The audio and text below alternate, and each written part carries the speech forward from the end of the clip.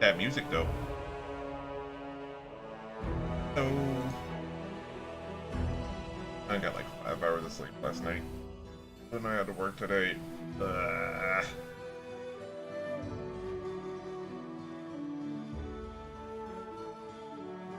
hate all the things.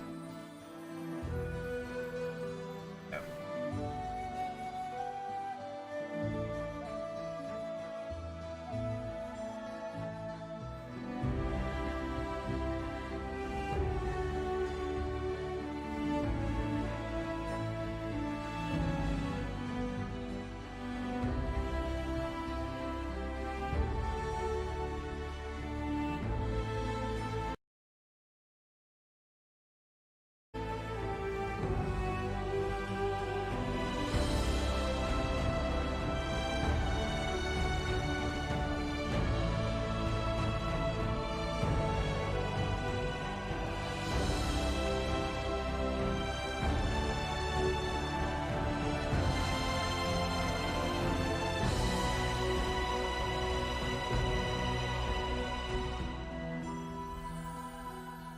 Waiting for the game to load.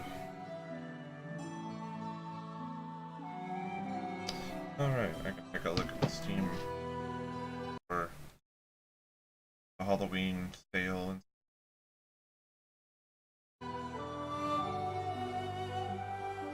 got going on Steam. Game would minimize every time I clicked out of it. Thing. Let's see. I love how the first 4 options available for the top sellers I own.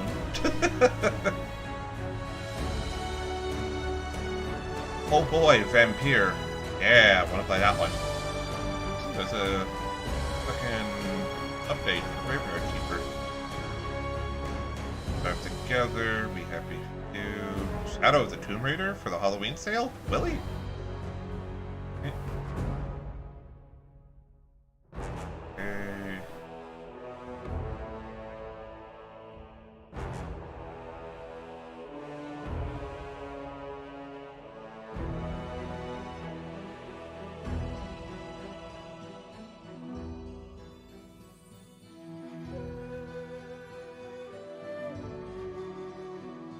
And 9.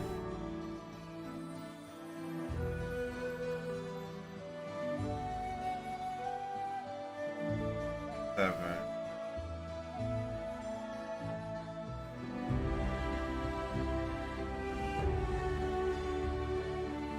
Raid. Nothing here is catching on.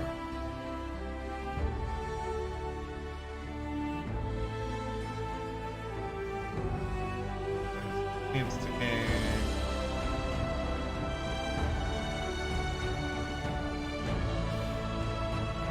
Killing Manipulation. Grim Dawn is there.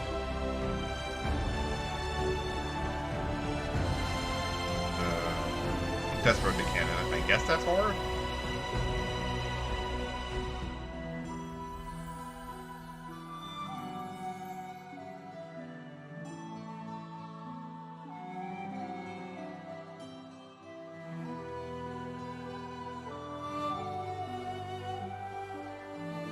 Yeah, that's exactly what There's nothing there. Good God. Hey, Oceanic! How's it going? Thank you for the host. Right, you were mentioning that last night. Okay. Doing well enough. I'm tired. I got very little sleep last night. Yeah, remember we were having this conversation, I was telling you that you want to make sure if you're making a mounted character that everything pretty much takes place outdoors? I appreciate that.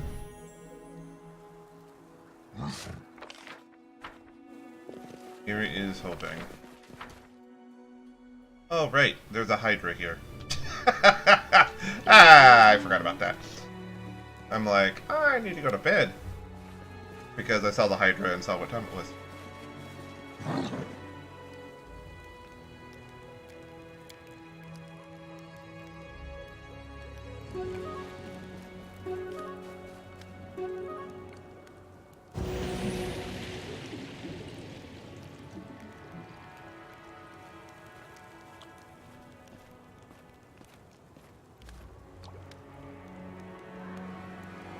have to roll? 16, and he's rolling a 30. His modifier is plus 19.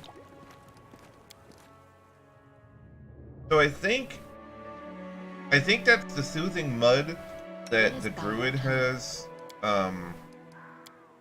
prepared, and since I'm resting anyway, it casts that beforehand to help with HP generation and constitution or stat restoration.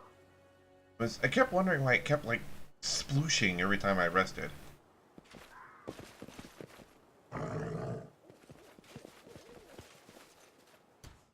I crave for adventure. Enemy near. Oh, good. There's a fucking Nereid and a couple of Hydras. So, you know what? If that's the case, I'm gonna reload real quick. Not fight them. Because I found the thing. I want to go back and talk to the other Nereid. And I'm thinking that if I let them know, or let her know that I fixed it, then maybe I won't piss off the other Nereid. Because fighting Nereids is a pain in the ass because of the beguiling aura. Fucking dumb. Don't like it. Damn it, clicked out of the game. Where the hell was she? She was right over here. Oh, over there, boys. Was she down here? Yeah. Yeah, she was right here.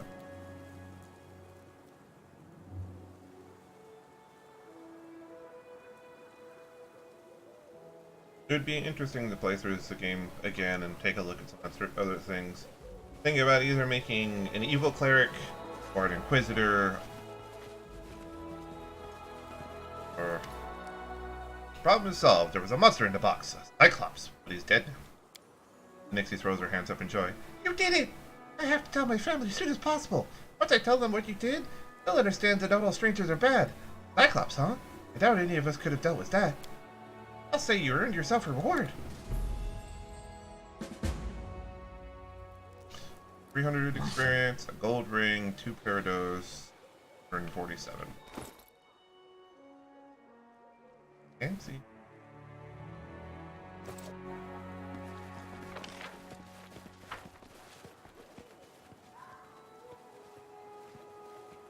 Wonder if Ivar's back at his hut thingy here. Interesting. Spotted something.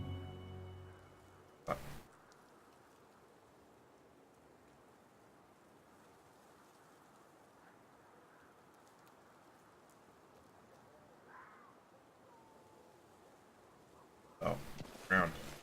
Footprints in the what? That was a give me because I looked at the difficulty. It was difficulty 0. So I'm there. whatever Ivar wins. There's something here.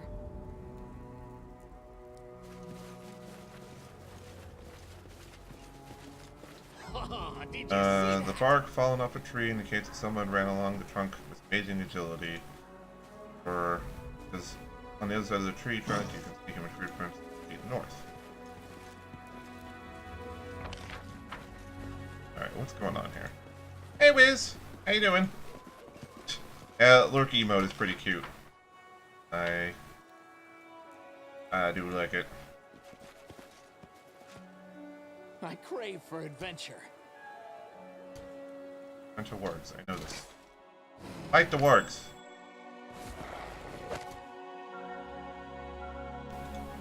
This will hurt. Die! Die!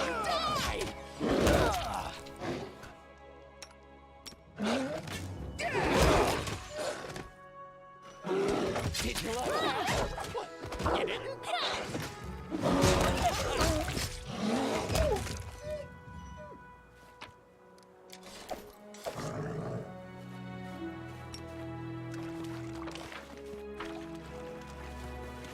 I spotted something else. I did it. More footprints leading north. Oddly, they look bigger now and have a slightly different shape. I spy? What do I spy? I did it. Footprints lead to an inconspicuous animal path that leads deeper into the...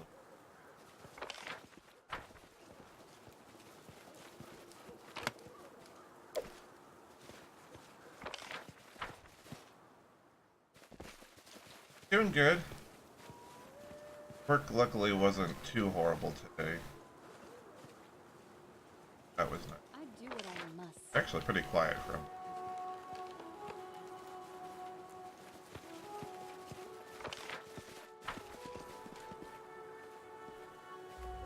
Oh, did you I see spotted that? something.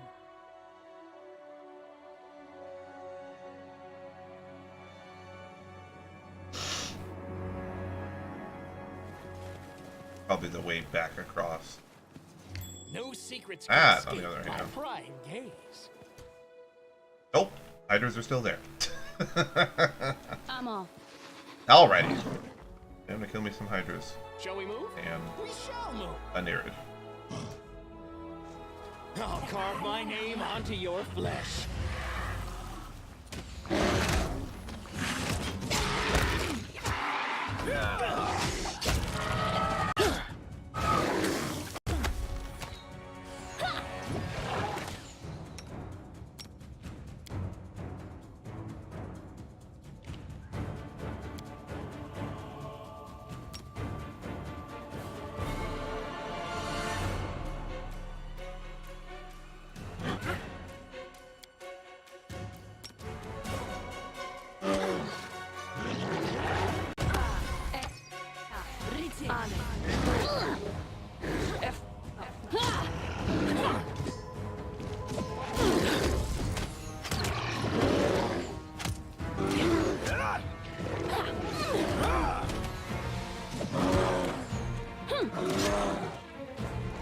I still got it.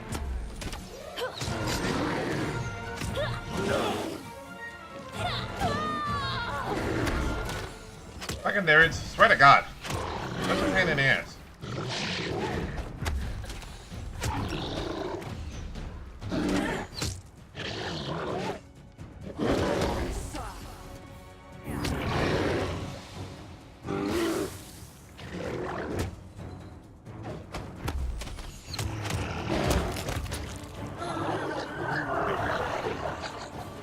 What? Shut up, sweetie. You shut your face.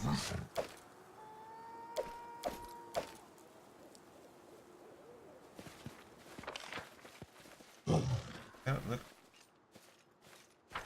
Let me go back into town. Townsfolk.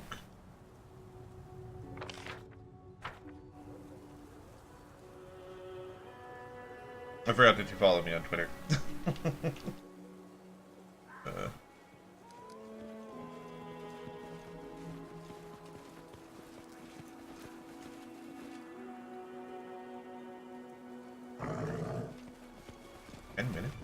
Oh, that is a really good buff. In due time. +2 to attack and damage, plus saving throws, and...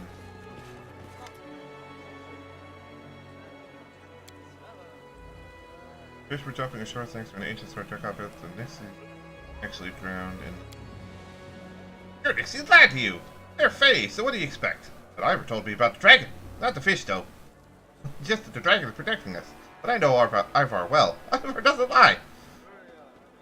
I know for a fact it was the Cyclops kept sarcophagus under the lake that caused the strange occurrences around here. The Cyclops is dead now, and the village is safe. Fisher listens intently.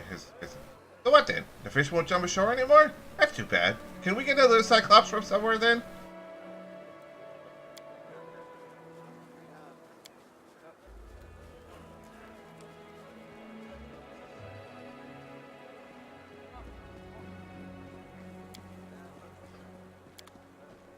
Okay, never mind. Villagers are a bunch of useless twits.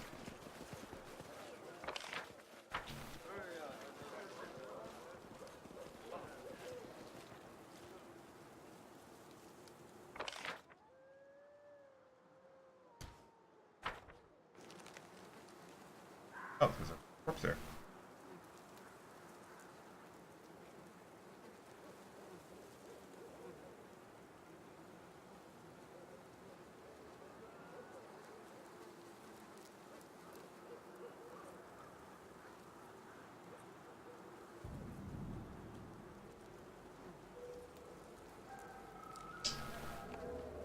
Running.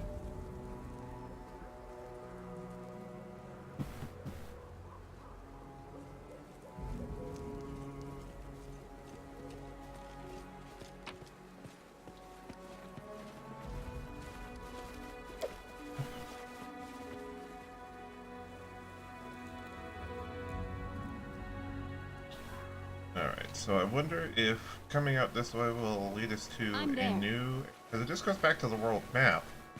So it seems a little weird that like the footprints would lead me up here. It's not a door, so it's off the map.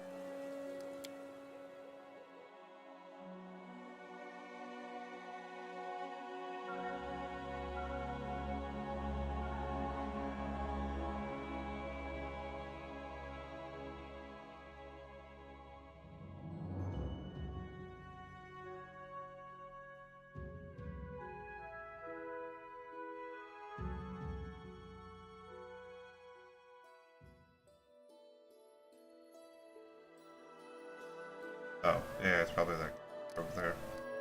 I need to rest. Because I have constitution damage from fighting a near it.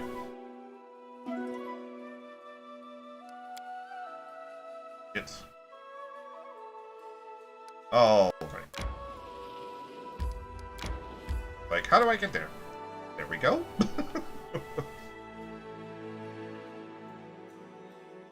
Have you played any Red Dead Redemption, Sweeney?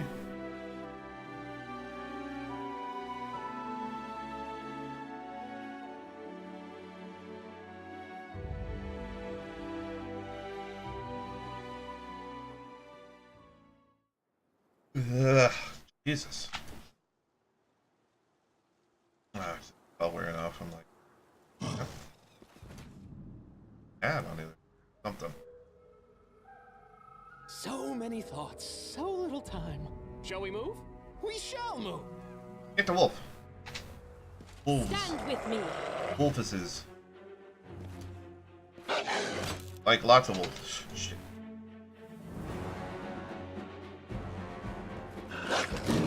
This will hurt. Strike as one.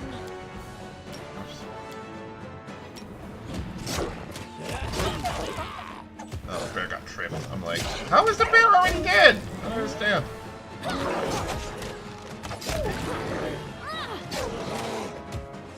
How are what are ward resistant to? I didn't know they had any fucking damage reduction. Let us find...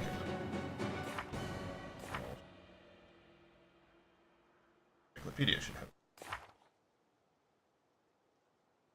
I can't actually picture what ward are resistant.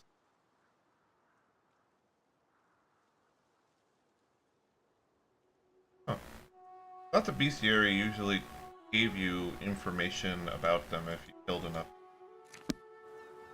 Why not? Okay. In due time.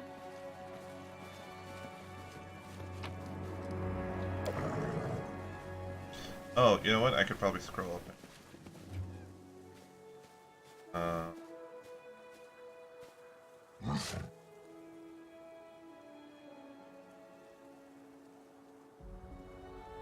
Damage from the overlord is reduced to 8.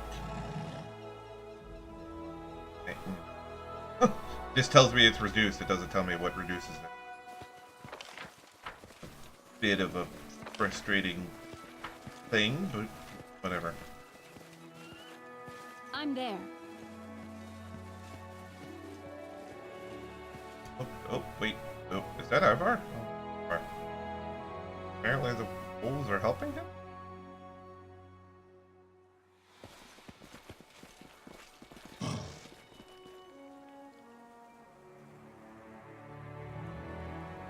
What? Is he a werewolf? Carve my name onto Oh, your flesh. this is all sorts of bad. Die, die! This is horrible in all of the ways.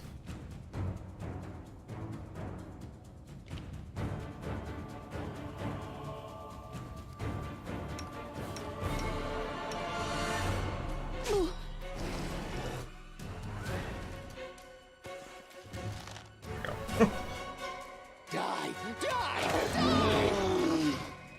A solid plan. Let the attack commence.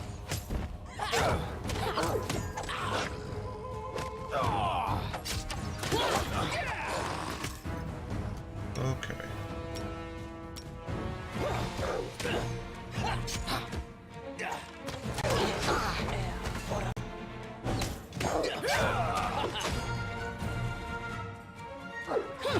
I see your entrails.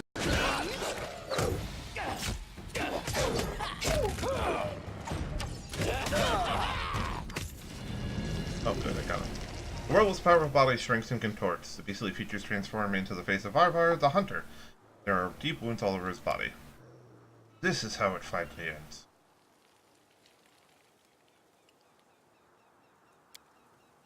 Let it be my last fairy tale then. Once upon a time, there lived a stupid young hunter named Ivar. He loved his family, his wife, his son, and his little daughter very much. He also loved making up fairy tales for his children. But one night, he came up with a foolish story, one about a silver dragon that can only be spotted if you climb to the top of a high cliff as the new moon rises. That very night, the children snuck out of the house, and their bodies were found at the base of the cliff the next morning. His poor wife's heart couldn't bear the loss. Lisa, she was gone soon after. So Ivar cursed himself, cursed his own blabbering tongue and reckless mind. Standing near the graves of his family, he could only mutter to himself over and over, "I'm a monster! I'm a monster!" Then he felt the self-inflicted curse begin to melt him from the inside, burning him, turning him into a beast. He became a werewolf, swore to protect the village, to honor the memory of Lisa and his children. He wanted to serve people, bring them good instead of evil, at least for once.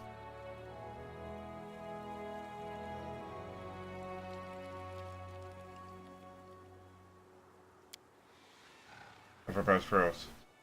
I stopped looking to the future long ago, but I don't think I belong here anymore, especially if the people discover the truth. For you to spare my life, I'd leave. Leave and try to find a new reason to live. There's always someone trying to take from the village, be it their property or their lives. Minnie's the villain who's become food for worms in the nearby woods. The only danger I haven't gained much ground against is a gang holed up in a nearby cave.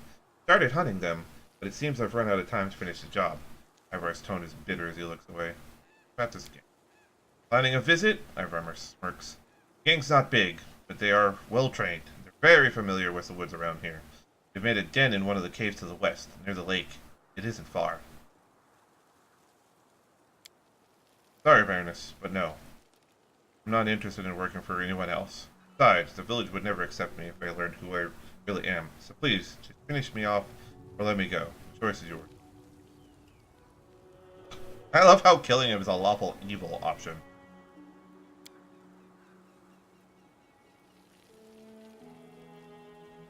Stands holding his wounded side. I was not expecting mercy, but I'm certainly grateful for it. Farewell, and take care to never cross my path again. Ivar bows slightly, then winces in pain.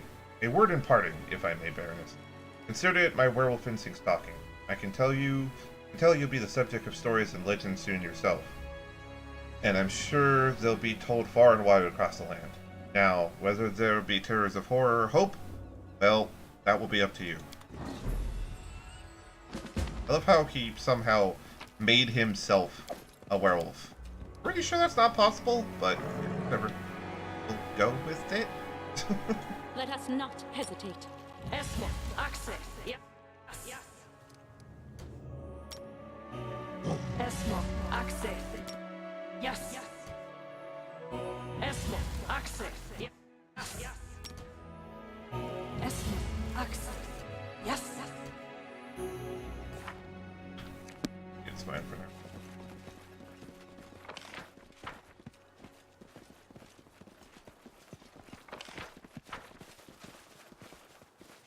It was lawful neutral to kill him beforehand when he was just, you know, I do what I must. when we first met him, but then when we talked to him, apparently it was lawful evil to kill him.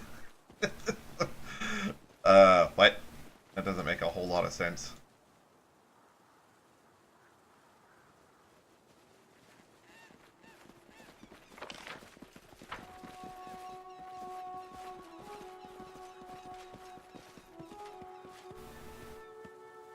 West, eh?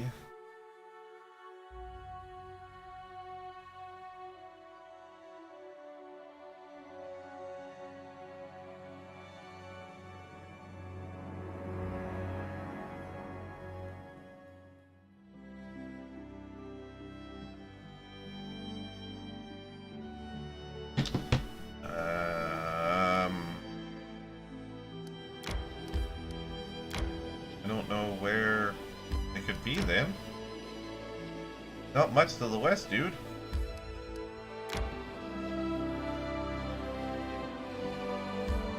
Unless I already killed him.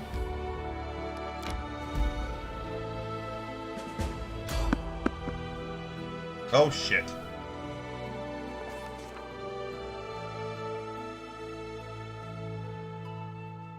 I gotta get back to the Bald Hilltop. Has it really been 100 and some odd days? Jesus. Our travels took us east.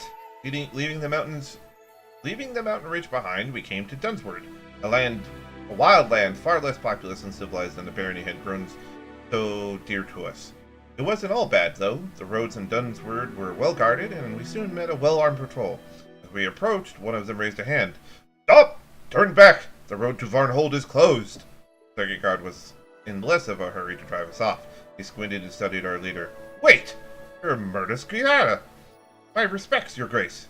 If you're here, traveling so far from the land, I have to assume you've come to visit our ruler, Mager Varn. You may continue on, of course, but please allow us to accompany you to Varnhold, for your own safety. Are you ready to continue?" I'm gonna stick to took the time, learn, why. Blah. Bandits, your grace, one of the guards muttered. All sorts of rabble make their way here from Restov. We don't get a moment's peace. The river and roads are crawling with their lot. Unless we clear them out, they thought it best to patrol the tracks and the river. But we're not here to hold you up with that. We'll be happy to accompany you on to Varnhold. Not quite yet. I need to get back and A rest would be welcome.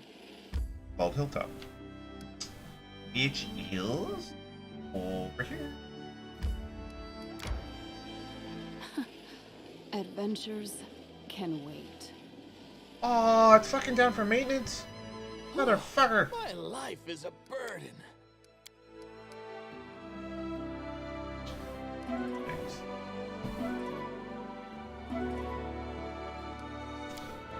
Well, at least I'll be forced not to poke at it.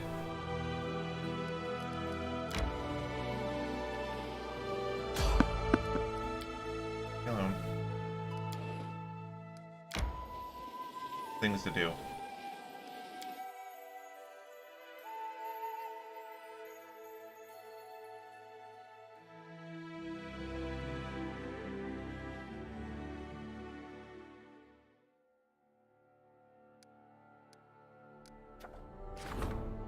God, I checked this.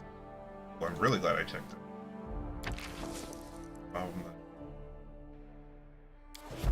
God. Also, as an opportunity, that's gonna be really difficult. Alright, so what are you occupied with? Devastating raids? I have 17 days. Good. This is...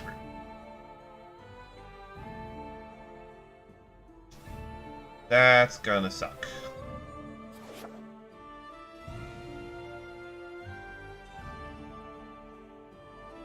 Ha ha ha!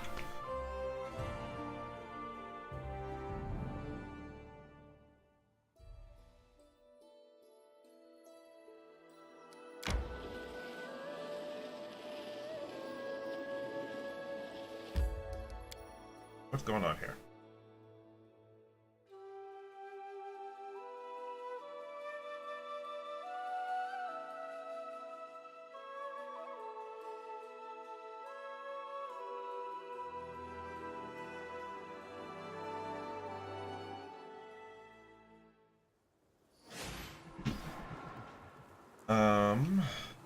Oh, more spiders and the like, probably. Maybe not spiders, probably something else. If I deal with it. Unless, of course, it's an open portal. Nope! Bear-like Treant and a quick bore. Die, Boy. die, die! Let the attack commence.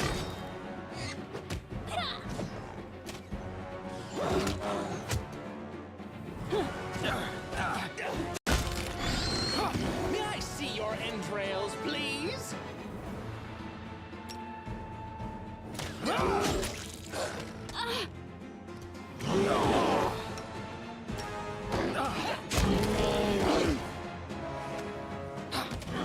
Dire Venom Wolf? Lost Sister? What the fuck is that?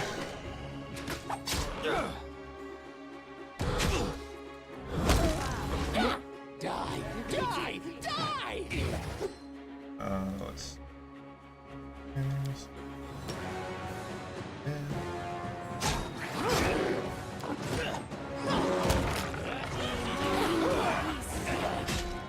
Oh shit, I'm being blinded.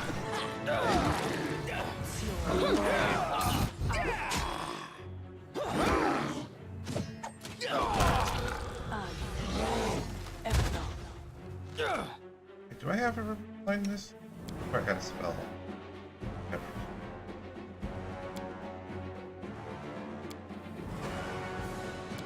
I think I had something that...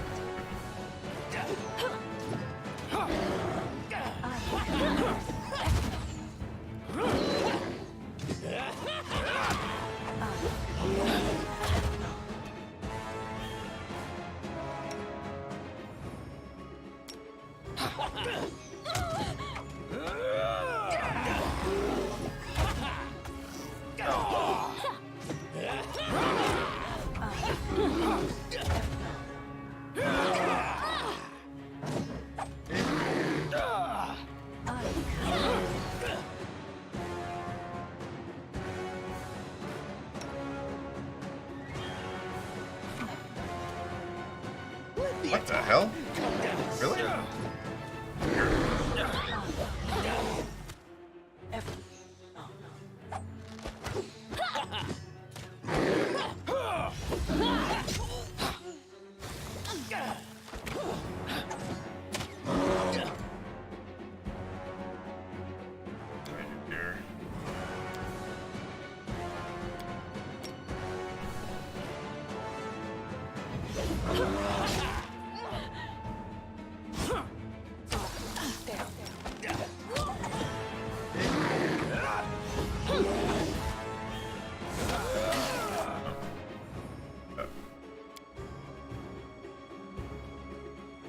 Also,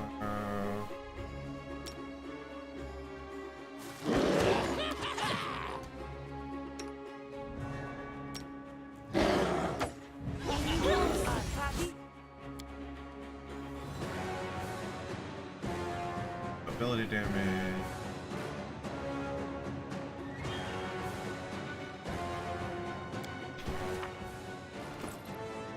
Let's see. I swore I had pure blindness somewhere.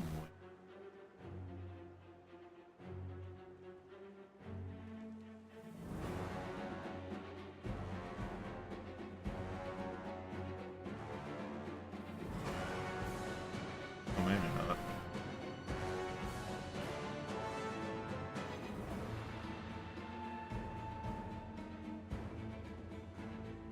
Ah, there it is.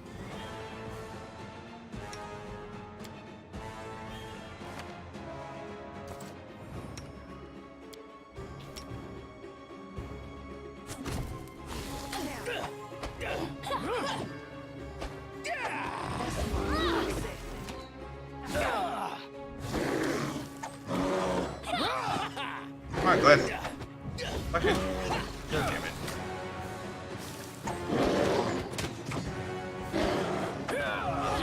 What the hell is her AC? 35? I'm having fucking issues hitting her ass.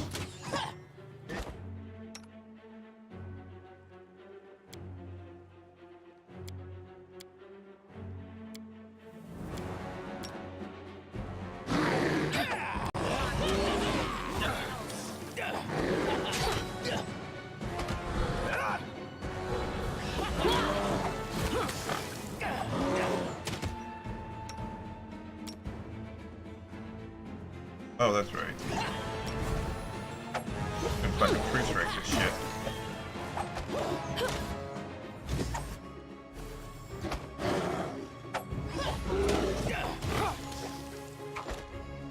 I have some sort of true strike ability also.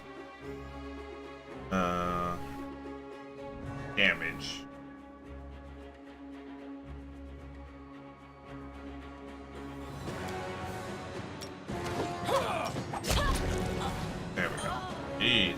Christ. That was horrible.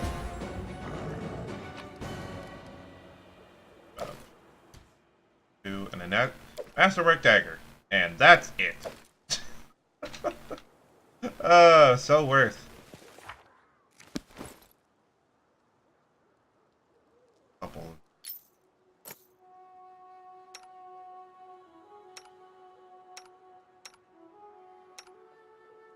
Okay. Nope. Start out the fucking Ball Hilltop In again. due time.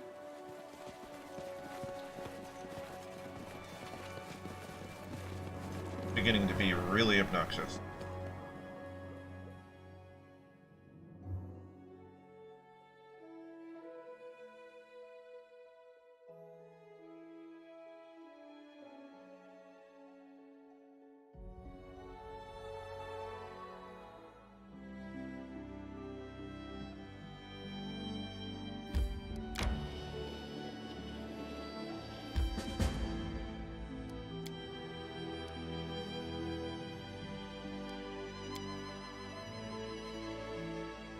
Figure after that, I'm probably going to need to go back and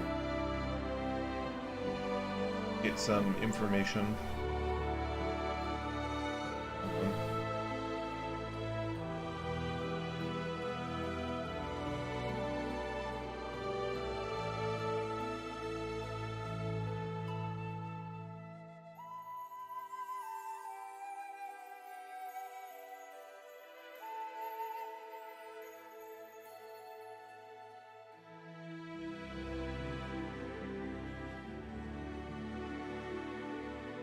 I hate these load times. It's really the one negative I have about this game. I've really been enjoying everything. I haven't ran into any bugs, groundbreaking.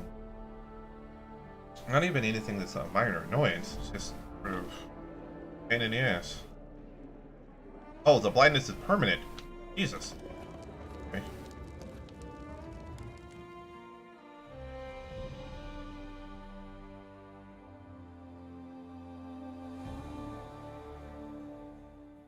Well, I mean, it'll clear as I rest. Great! Is it that at least? Or, okay. Very meant to preserve, persevere, and enjoy peace once again.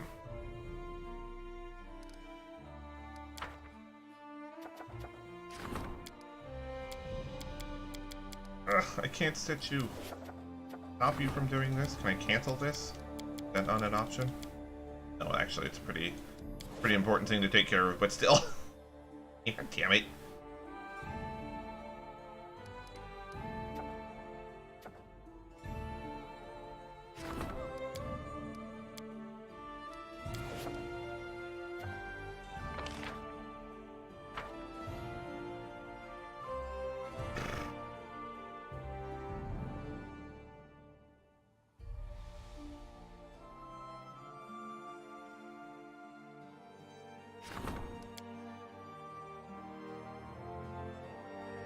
It'd be so bad if I could poke at something on my phone while thing as it lanes down.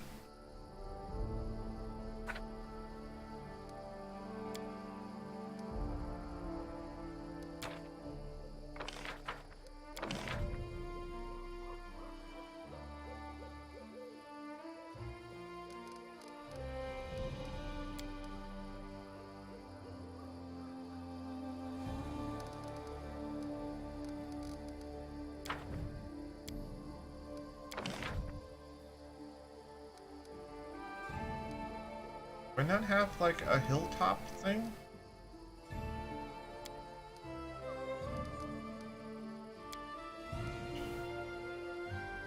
Huh.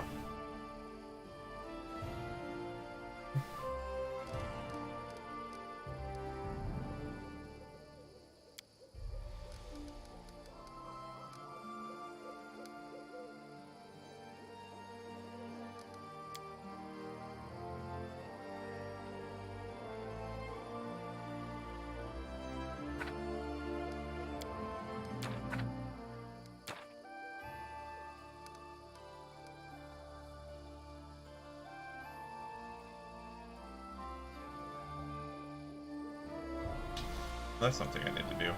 Trade my main towns fall into the stone wall another.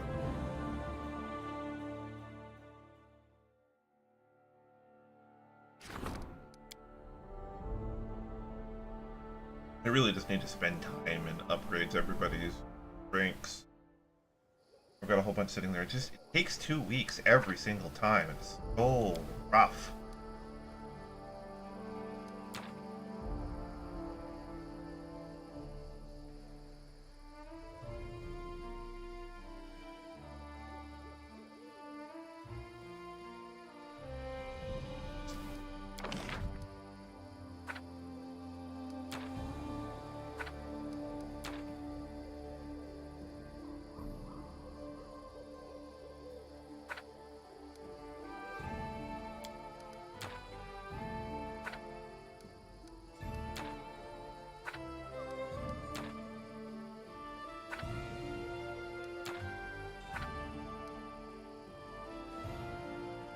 I need a lot more BP.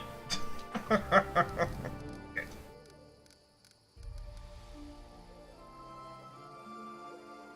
Whatever.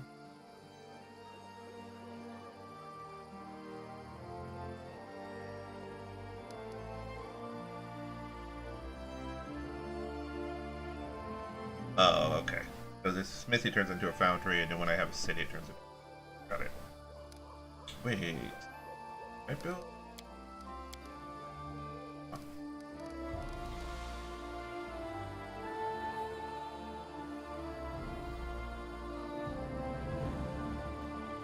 Corporate guard was here. Next, jail reinforced wall.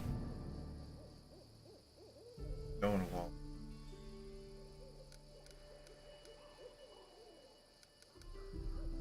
Lotus will be built up. Alive.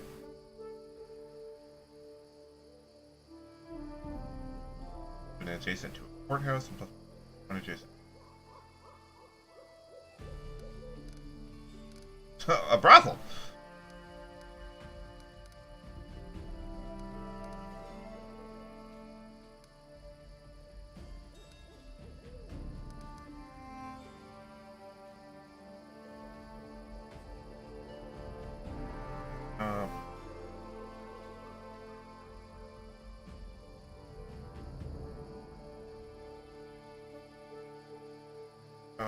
Barracks.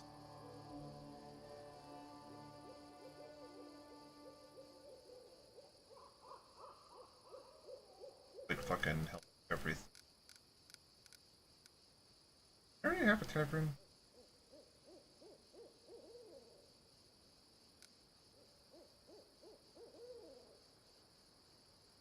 Adjacent to a longhouse. Where are my longhouses?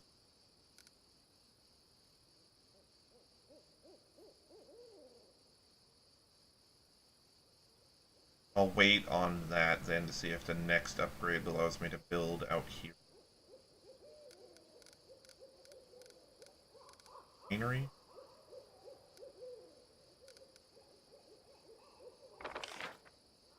Okay. Bye.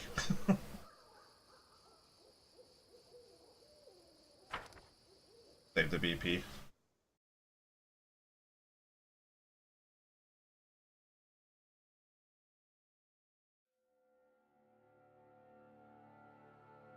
Alright. Fine.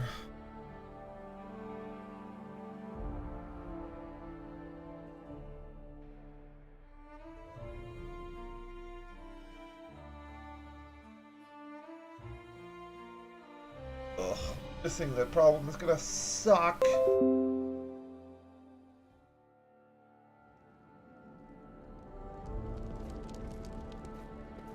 I'm just find this and shit.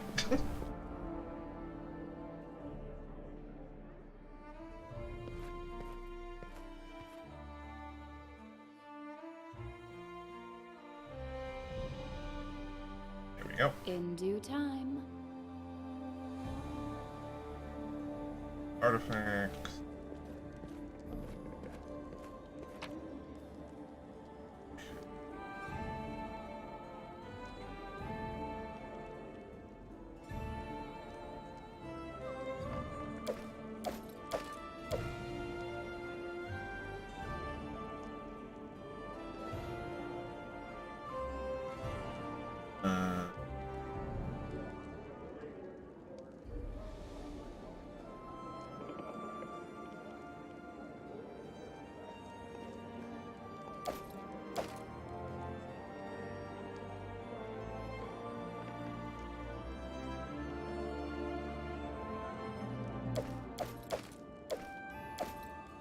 Let's see.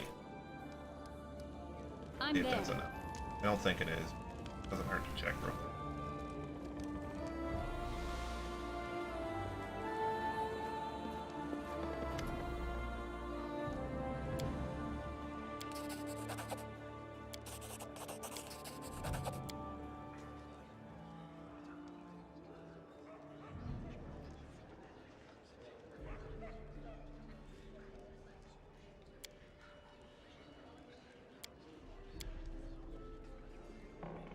Have all the shards, yeah. I do what I I don't know must. what the second to last thing he. What? Oh, the Cypress? Yeah, it's probably that one. I'm like, I'm on. oh, that's a new thing.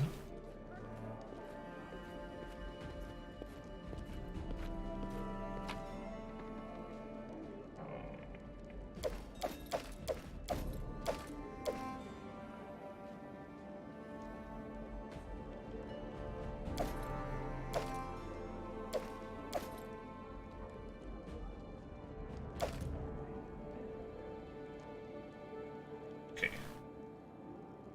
I'm gonna sort this.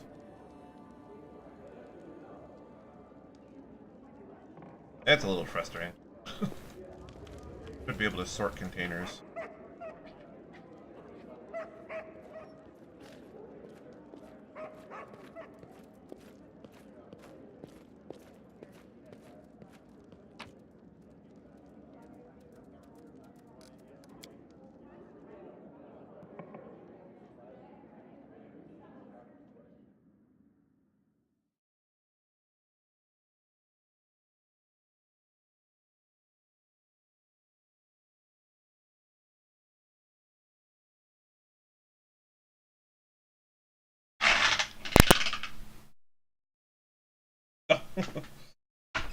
Interesting. Man tried to eat a cord.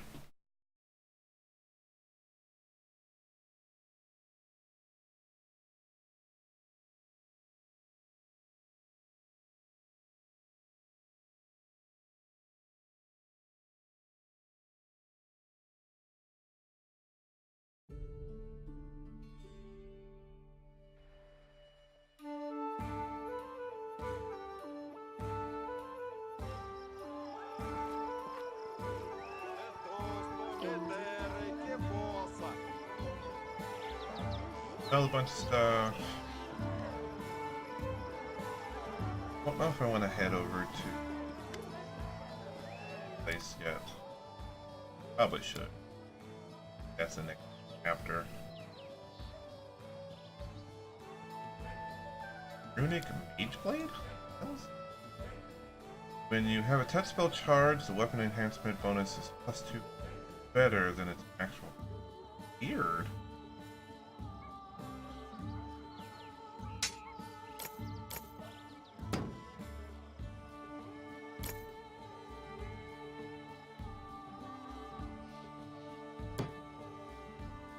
Think so.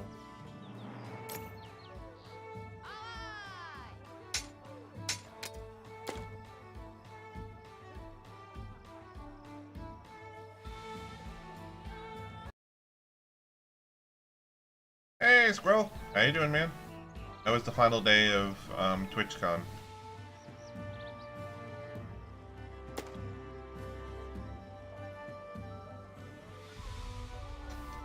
Drop that off.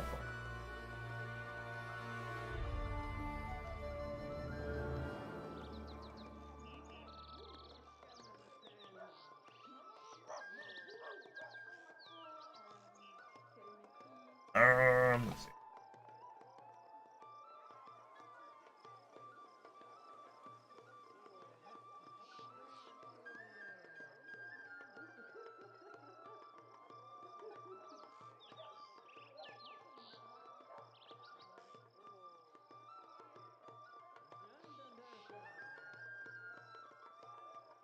It is 3 pounds? What whiz?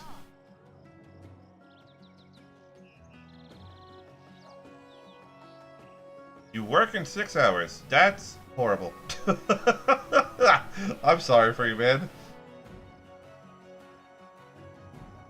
That That really sucks.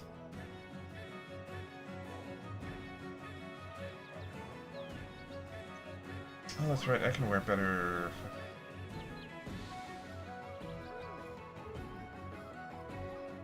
I would wear that. Oh no, that limits my dex.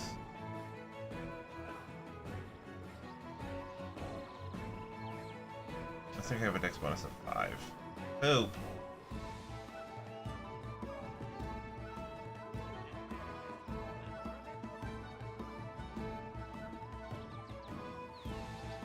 Need mithril something.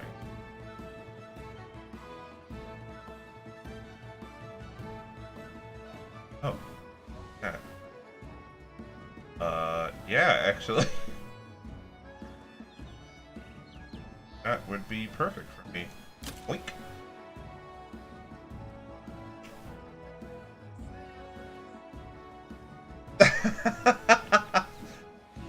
Oh, okay. Hey, Wiz. Thanks for stopping by. Have a good night. Sorry, man. We didn't go, the last, or at least I didn't go. I was too sore. I was too tired to over it to wanna, go back for the third day. And there was nothing there that I really wanted to be there for, so. Creamy comfy. Damn straight.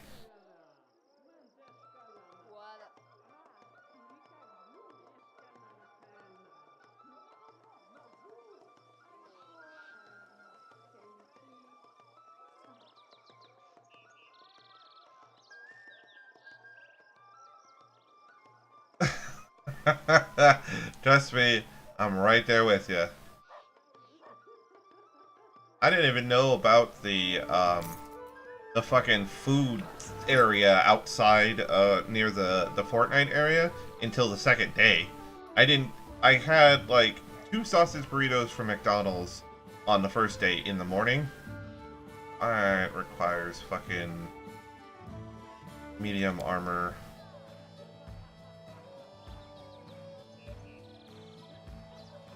How about that? Fuck.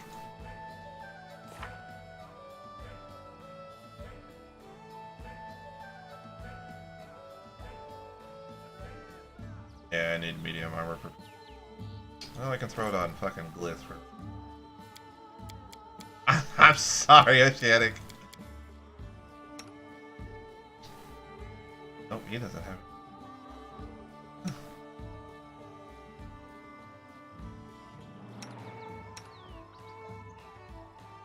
Have to spend the next feed on a card to get armor specials. Because it'll be nice. Yeah, I've got the dex of 5. So this has max dex of 5. I can cover the arcane spell failure with my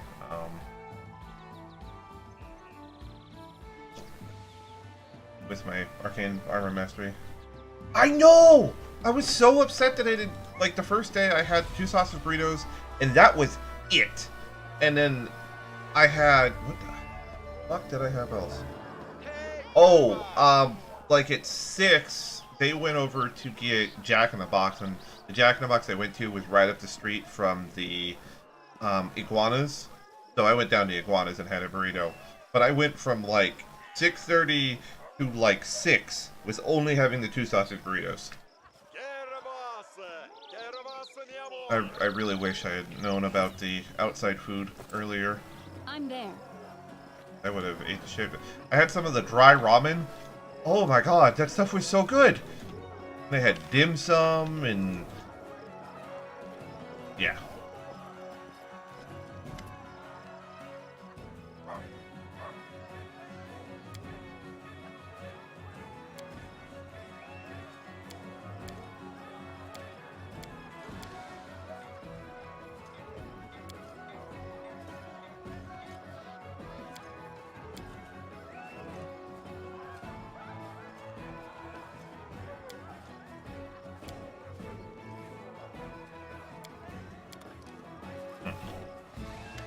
I don't know if I have to talk with Ragnar here. I don't really care about your story.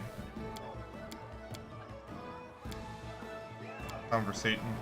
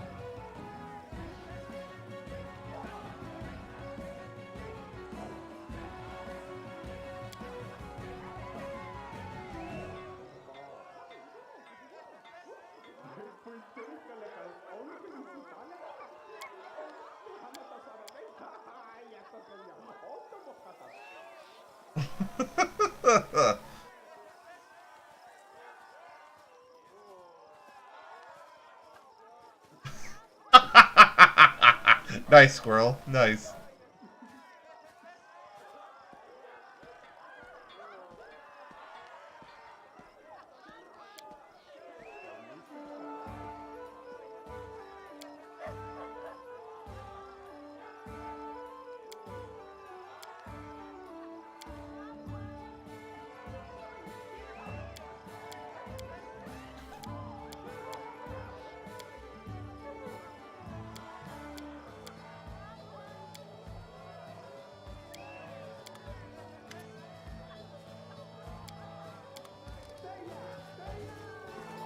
I don't want to join to both of you. I just want Octavia, but I don't think that is a possible thing. Alas. Wait, Alienware had a booth there? I just put two and two together. I'm like, I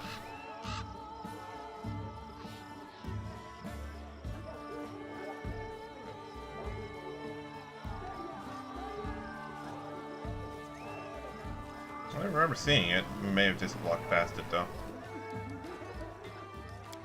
Oh hey! There's a minor update, quality of life update that's amazing. It keeps your last party set, so you don't have to re-pick them every fucking time. That was really obnoxious.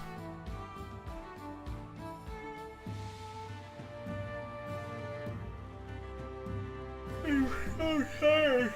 Oh, Jesus.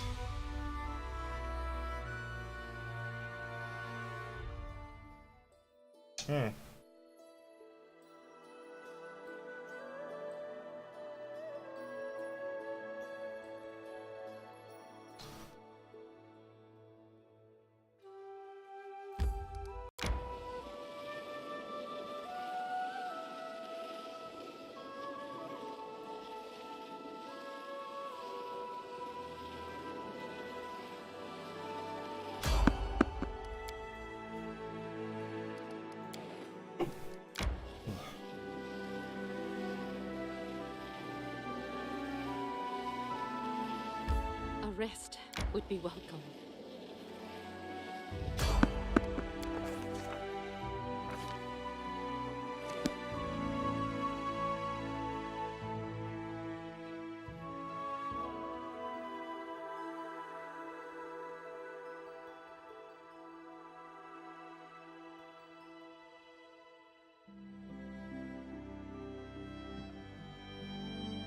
Should have went to more panels on Saturday. My life is a burden. Like the rest, please. Right into there, but actually, I didn't go to any panels on Saturday. Not a whole lot there. I went to most of the panels on Friday that I wanted to. Wasn't all that bad.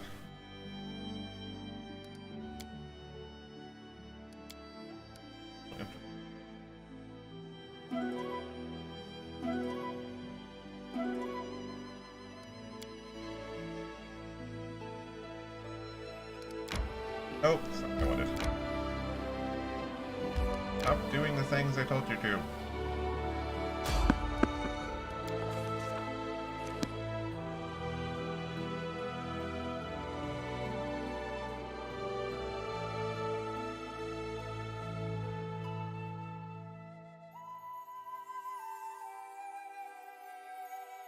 I have no idea why I'm so tired. Holy shit. I don't know what the swing noise is. And we should not be encumbered by any means. I'm like, I have 2 bags of holding. Let's collect all the shit. In due time.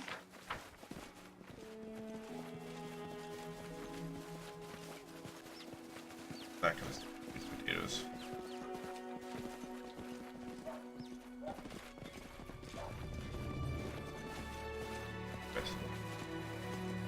I'm there. I'll open up chests and take that shit, but feel their food.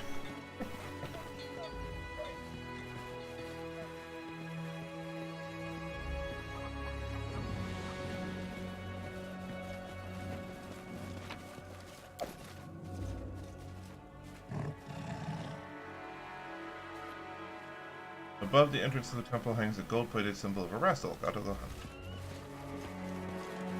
Oh, there's a priest of a wrestle out here. They killed villains? Killed by a tree, one less fledgling woodcutter. Never finished that bridge. These gravestones are... Damn. Cross size +2, that is totally going on just fail. Holy crap. The high walls of the granary have been thoroughly clocked, and on its door hangs a massive clock.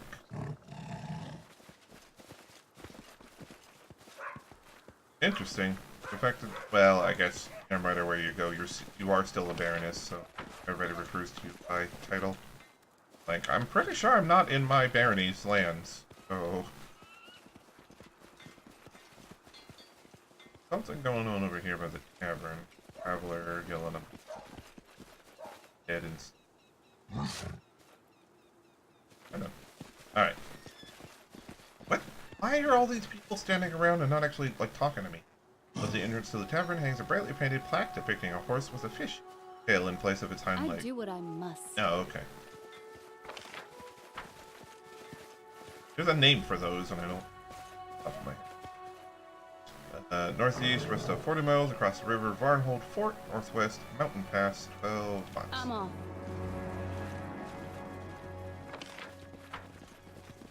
I have no idea where the fuck I am, or why it dropped me here.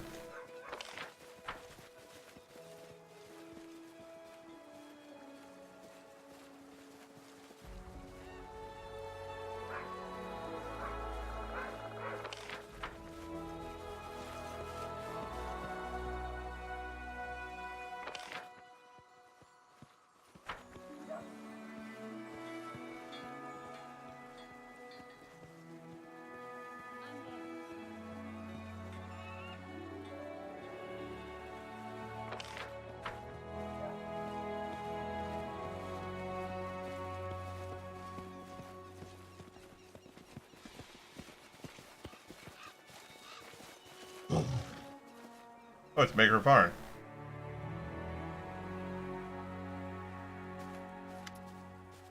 Greetings, my dear lady. Do you wish to browse my fine wares? Have some wands? No, don't have any wands. Got some fucking fireballs.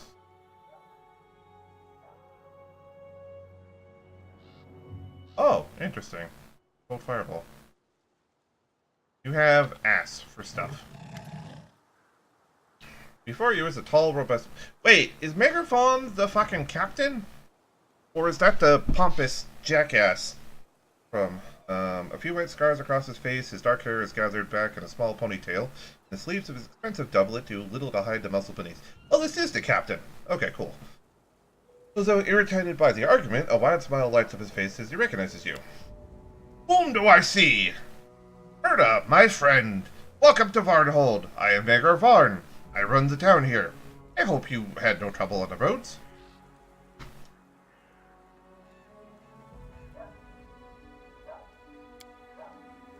Look at this from another perspective, my friend.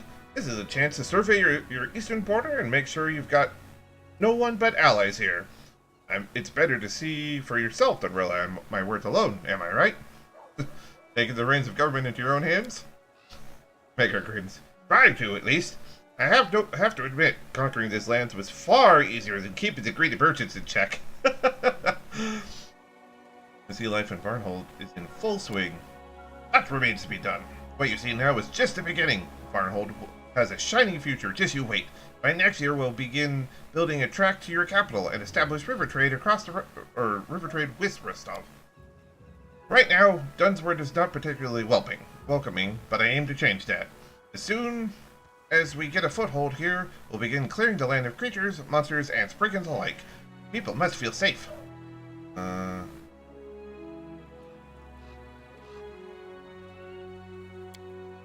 Got enough on our hands at the moment. Although in the future, who knows?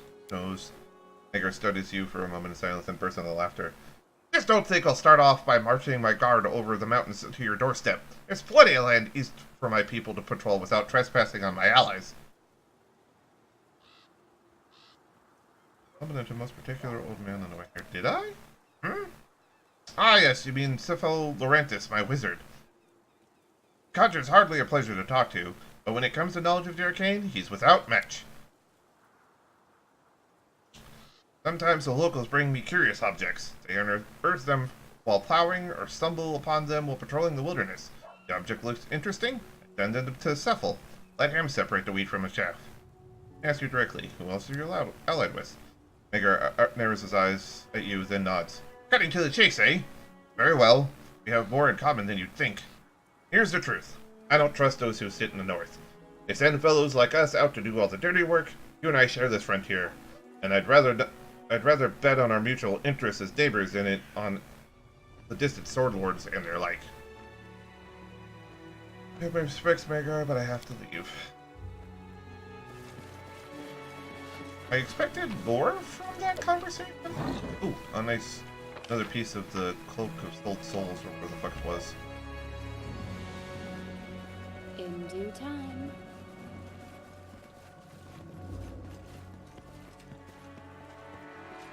Would you like some fresh food? No, no, I think I'm good. Yes. Follow if you do.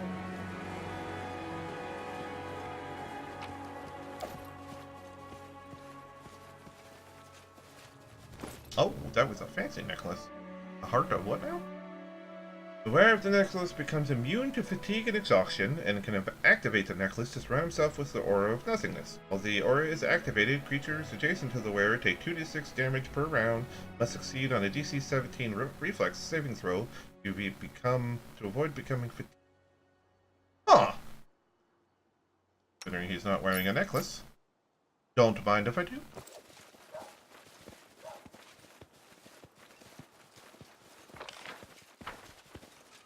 That's it? Really?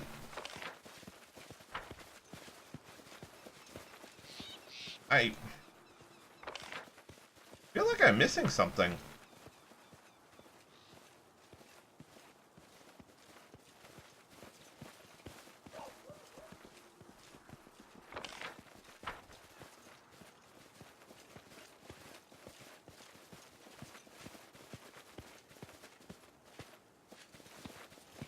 I'm there. Oh, all right.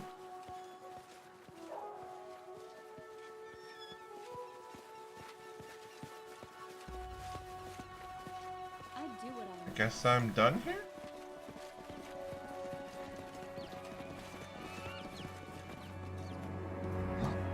Thought that would, like, trigger the next part of the fucking chapter of the next chapter or something, but I guess not. Oh, weird.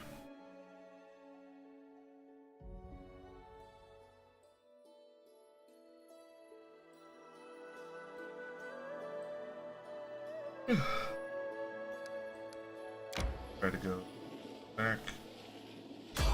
Yep. I feel tired.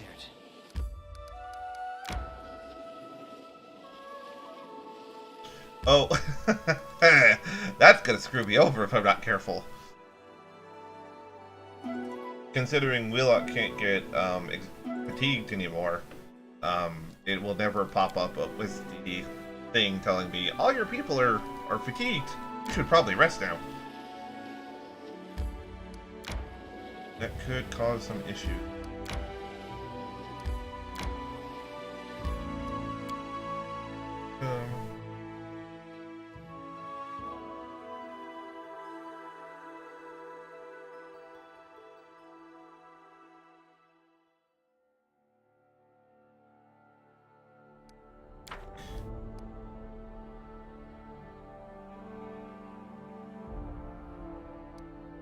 Still stable. But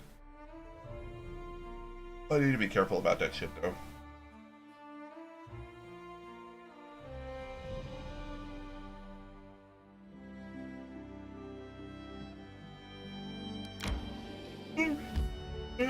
We wanted to go.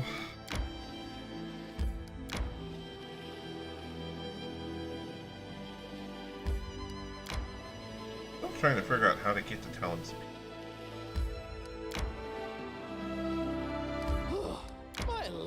was a burden.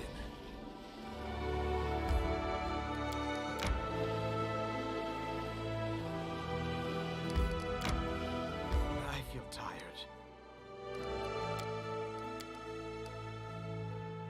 I figured the hilltop trail would take me up there, but it was fucking a dead end.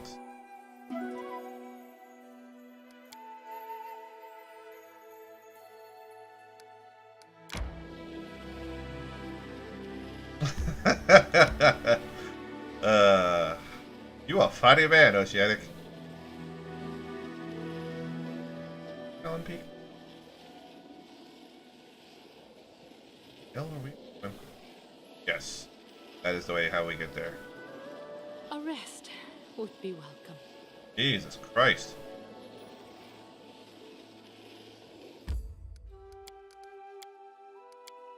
Rest again. That is a long path up there, but it makes sense. I was riding across the river until I got up into the mountains and I had to climb all the way up the mountain. Hey, Club.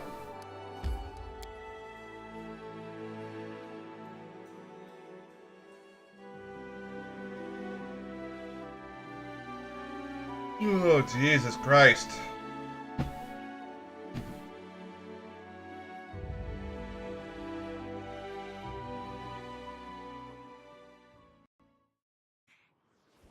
Alright. What do we have here?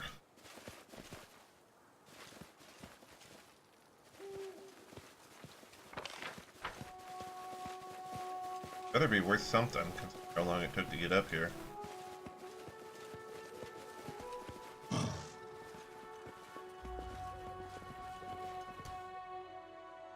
Giant spider, eh? Quick, quick! Else we miss all the fun! Their life ends here. Is that it? Oh, oh, there's another one.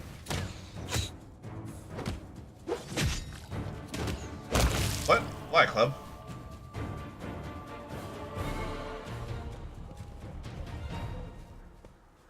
What has gone wrong to cause you? In due time. Spider swarm? I'll take care of it. That. White Walkers. This is not Game of Thrones. This will Stab this hurt. shit out I'll of it. carve my name onto your flesh. A primal giant spider. That's even terrifying.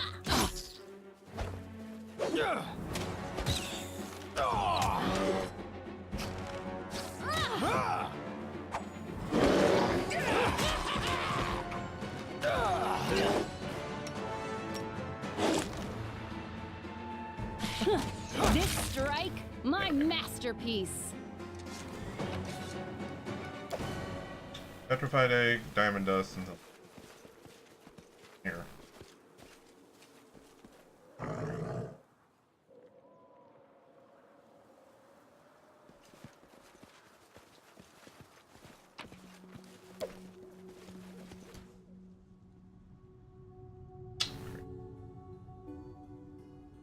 Shall we move?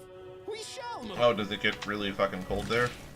A solid I plan. wish I knew what that meant, but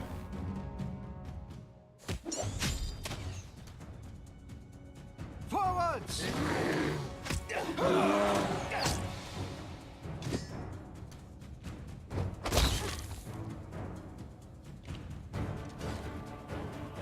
oh no, not strength damage to the monk that uses dex. Hey, I like my cold oceanic. Fuck the heat in Hawaii. That is not my type of cup of tea. At all. I'm there.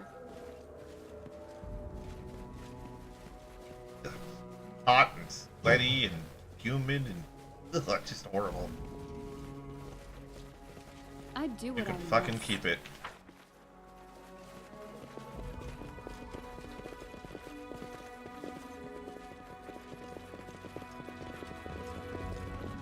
I'm off.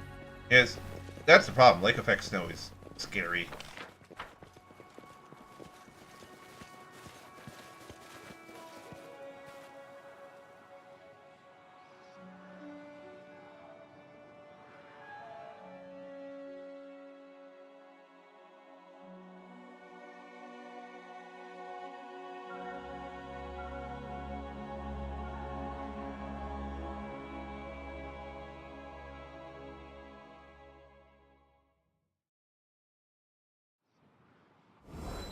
Hooray for flash blizzards. Okay, definitely something. Fortress is younger than the Cyclopses, but it's still old enough to be impossible to discover who did and why.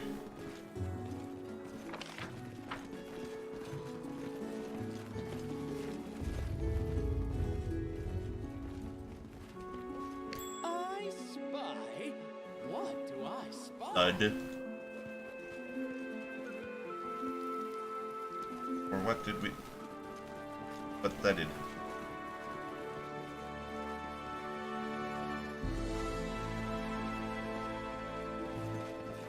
Oh, there's just a mallard running around.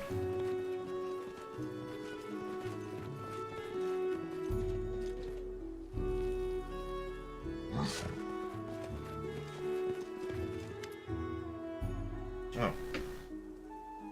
Heavily armored men are seated around the fire. They chat casually and pass around a flask, obviously not expecting ambush or eavesdropping in a place like this. Damned Baroness and her damned guards! Since that ass downed the Stag Lord, honest people got nowhere to go to get themselves some coin. Just look where we ended up. It's the middle of nowhere.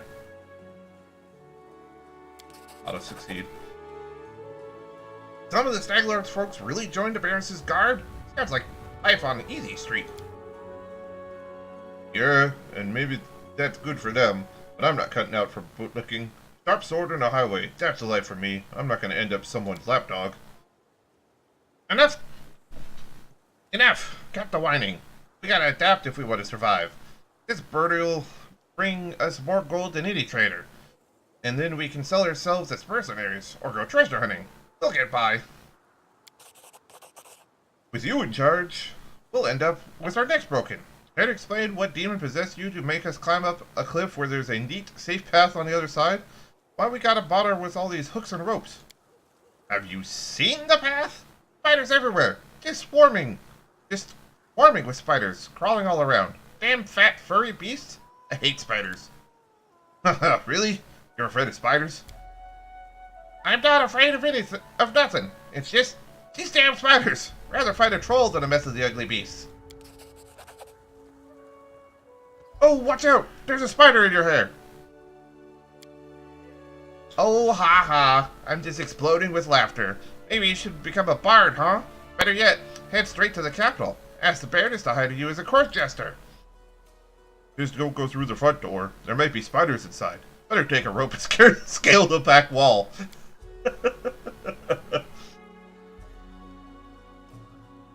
Abyss take you all, you damn jokers. I'm gonna go take a leak. Bent stands and heads towards you on unsteady feet. Pushing off the cliffs will be easy right now. With a horrible scream, the bandit falls. His accomplices jump up and grab their weapons. I got rid of the fucking alchemist though. Stand with me. That makes my life 10 times easier. Die, Just a couple of useless bandits.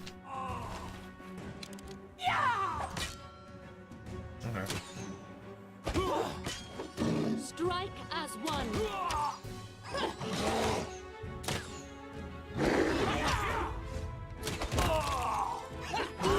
Unfortunately, my two tanks are clogging up the way, so none of my DPS can get to them, but whatever.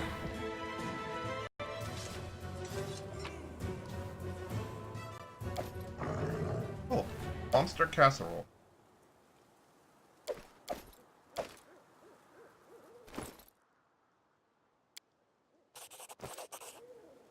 Oh, there he is.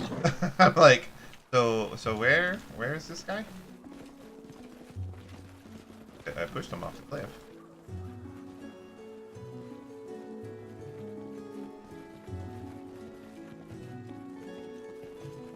A bunch of fucking bandits and they're talking shit about me. Of course I'm gonna push him off the goddamn cliff.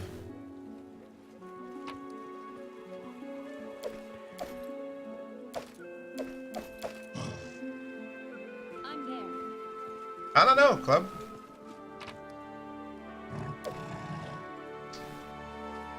Hooks, ropes, hammers, everything you would need to scale a mountain. Huh, go figure. It's like they were just talking about that.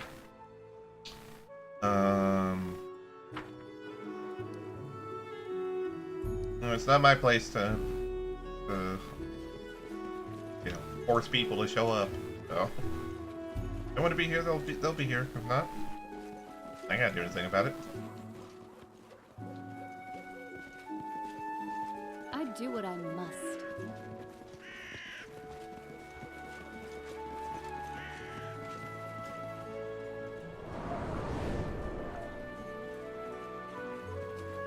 Actually got slightly cold at that wind sound effect.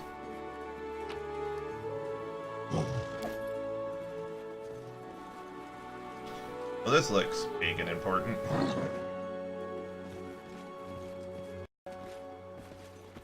Breath adage? Okay.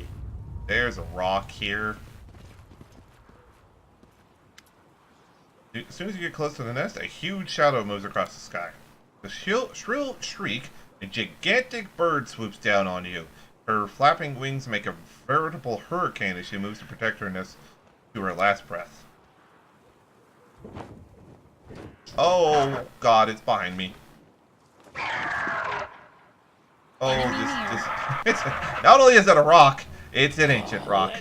Of course.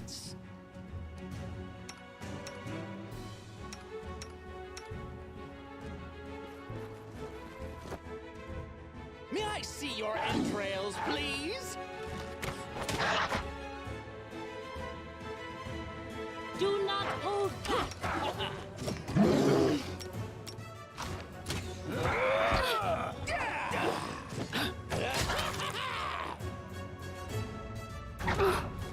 Oh, not me.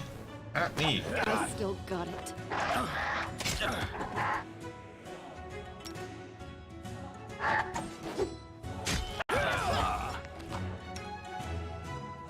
Hit the fucking tank. God damn it.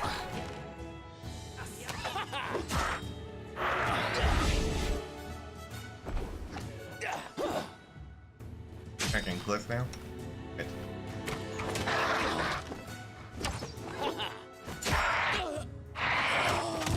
I require healing. Jesus Christ. Learn from my mistake. Wait, why is it attacking everybody but the fucking person I wanted to? Alright, you know what?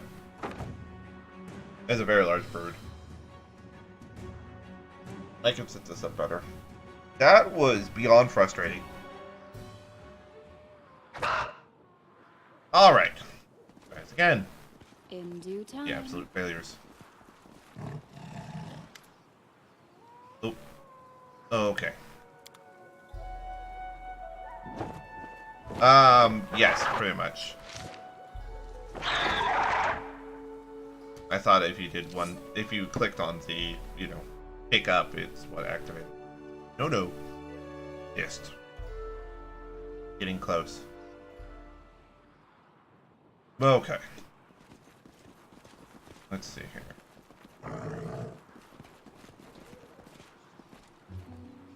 I crave for adventure. And right here, you all move over here. Go.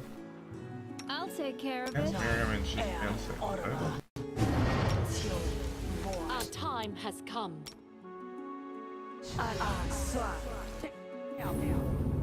Okay. Let us press on.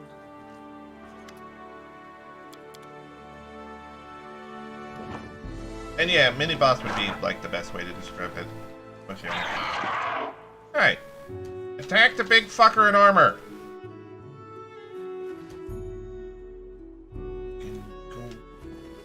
Attack the only person in front of you. Die! Die! Die! Good. There we go. Alright. Now everybody attack the fucking thing. This spell works differently.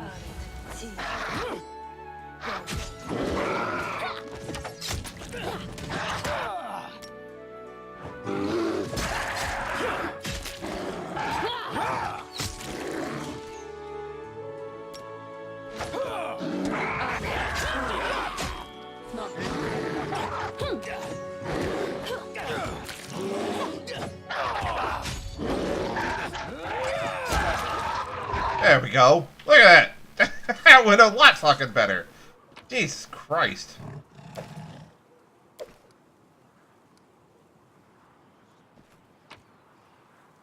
Old bunch of rings.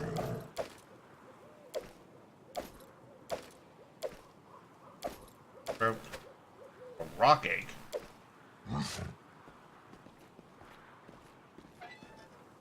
Oh, hey, cool. You hear this, judging the size of the nest, this bird could easily carry a whole horse.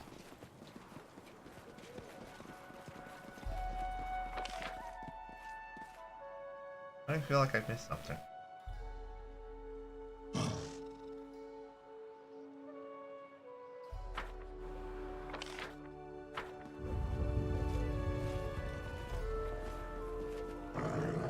I guess stepping off the end into nothingness is a safe way to leave.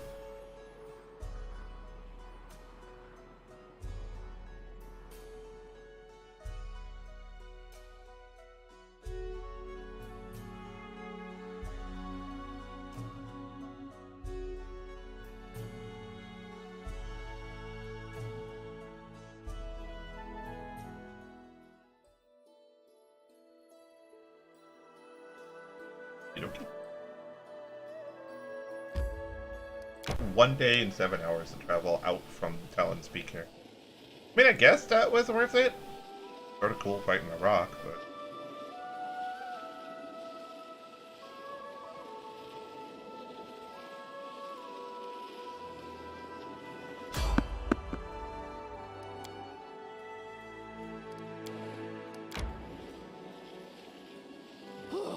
My life is a burden. Here we continue onwards.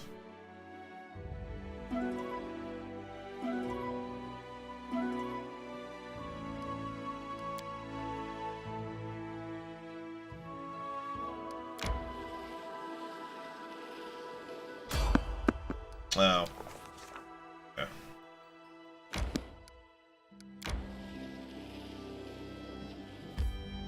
Any progress into Varnhold triggers that cut to that little thing.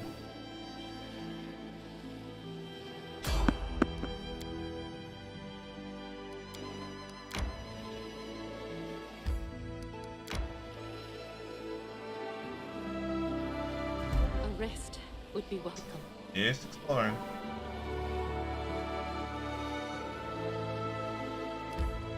I feel tired.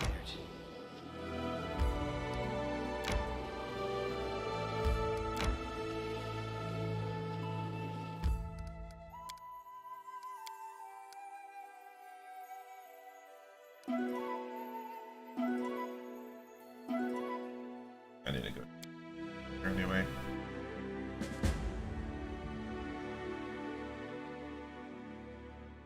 Oh, okay.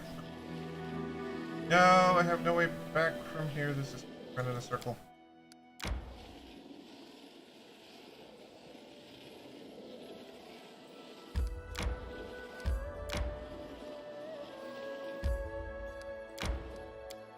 Oh. Must access kingdom.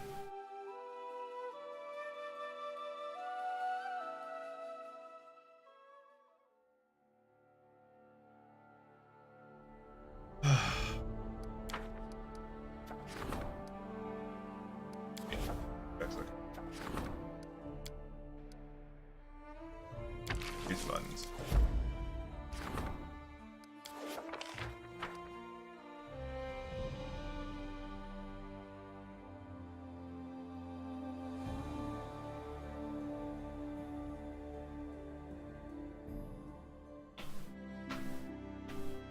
Should really just sit back and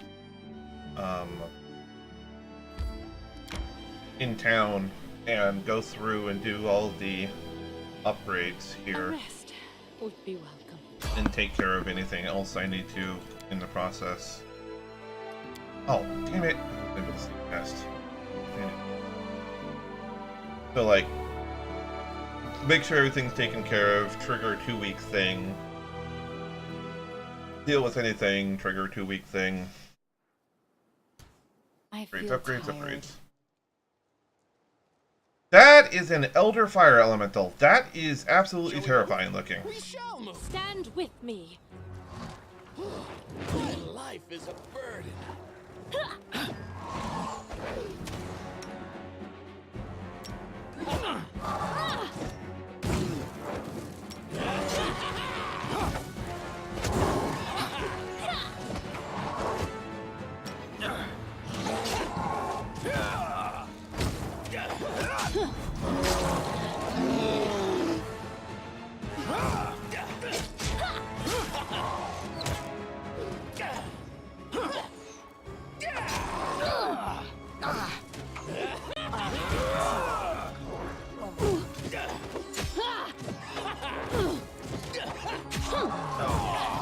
I still got it.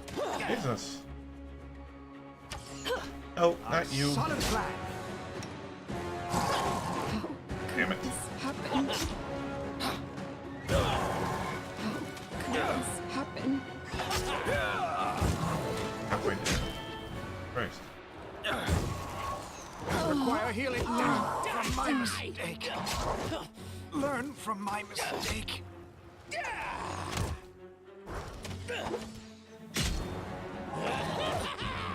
I wonder what lies.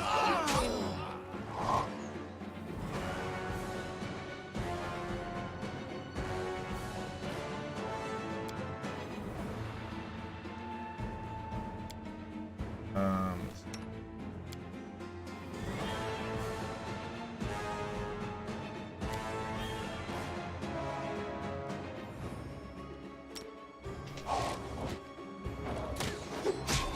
Yes, yes it is.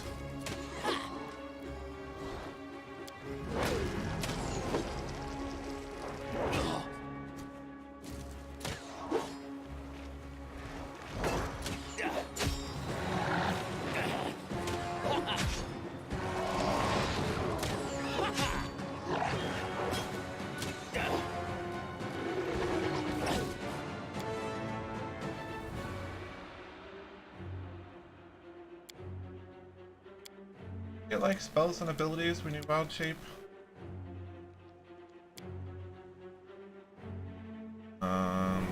You get a +4 size bonus to Constitution, +5 in the vulnerable to fire. Oh, really? Vulnerable to fire as a water elemental?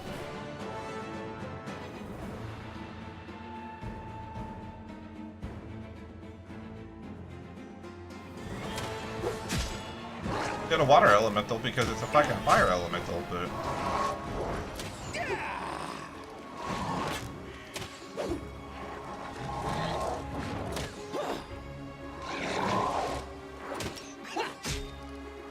apparently fire elemental's the way to go.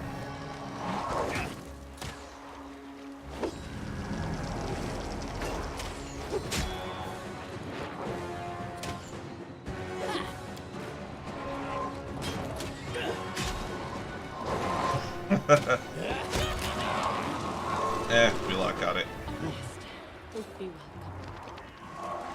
That was a pain in the ass. 180 experience. In due time.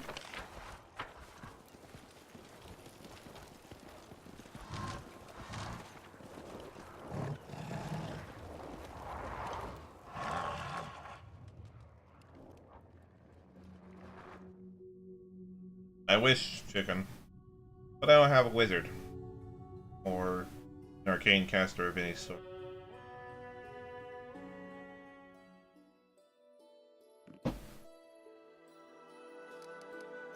Alright, you yokels and your puns. Can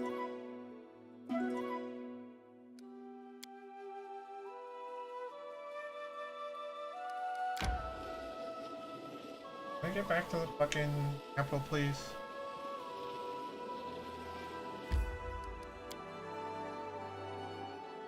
Taco Bell. Gross! Morning, freelancer.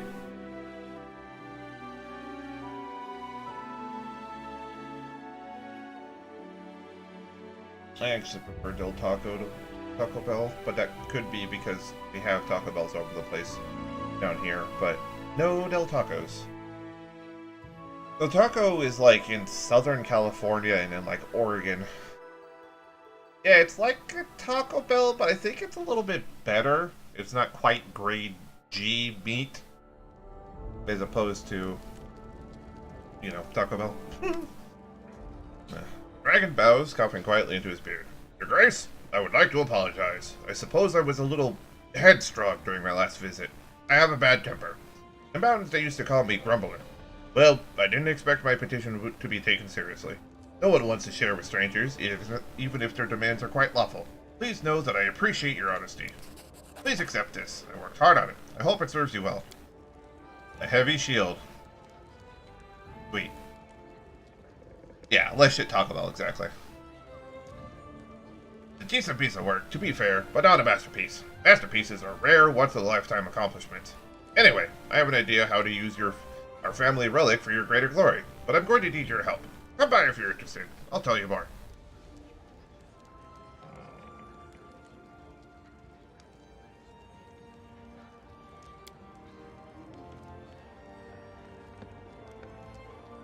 One-handed hammer, one-handed axe, a crossbow, a metal shield, plate armor.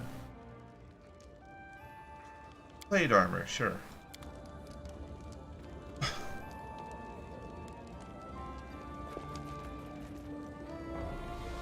How's this?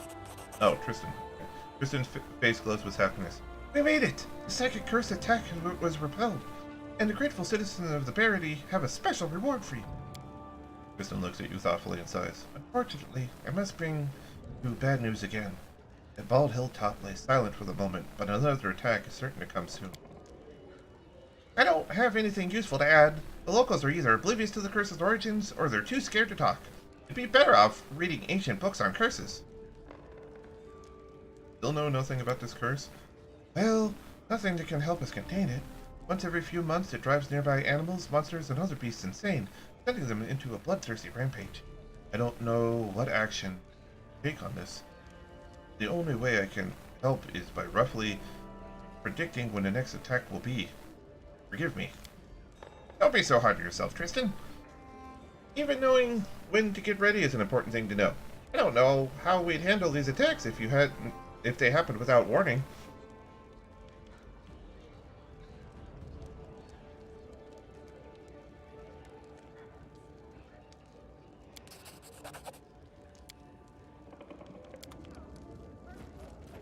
Got 6,500 gold for taking care of it. Get ready for anything. Fantastic. This ancient curse thing is pissing me off.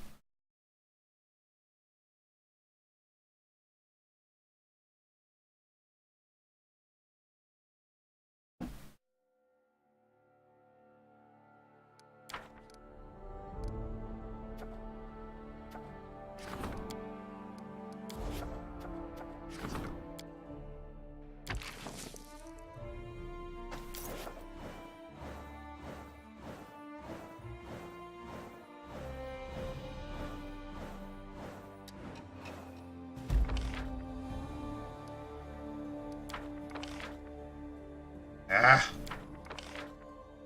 Good. Ramps there. Oh, hey, I can claim the northern Nar marches now. Nice. The advisor learns new nuances, craft and becomes more efficient at their post. Just send him. And let me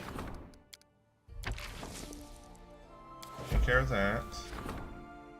I'm gonna have to deal with that.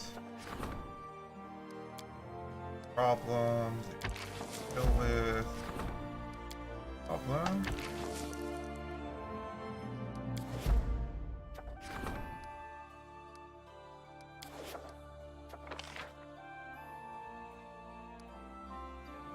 Okay, 220.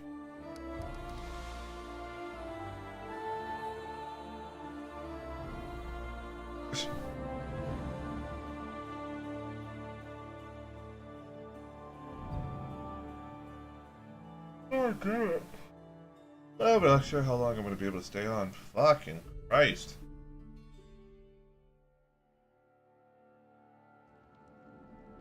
Ugh. we don't do something about this epidemic soon, we only have hydras and wyverns to rule over.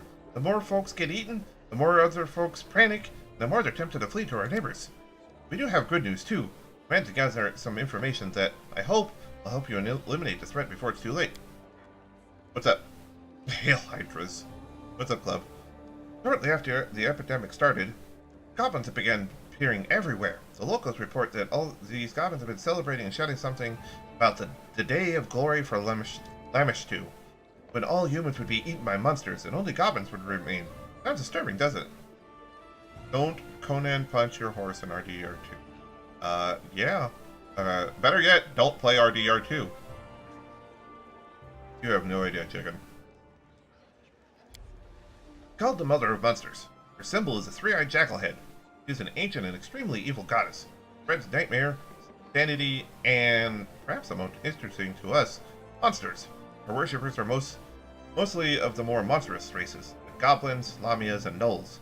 That said, there's no short supply of secret followers, and cults among more civilized people too, including the peoples of River Kingdom.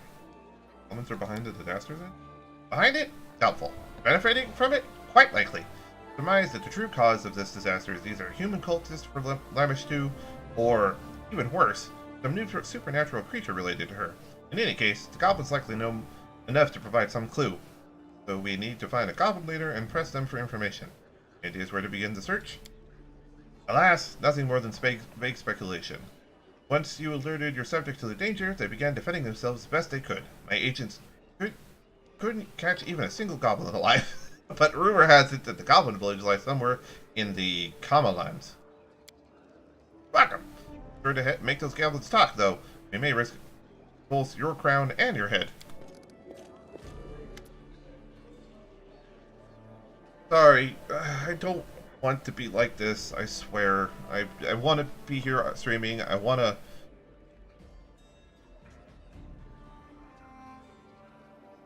do this.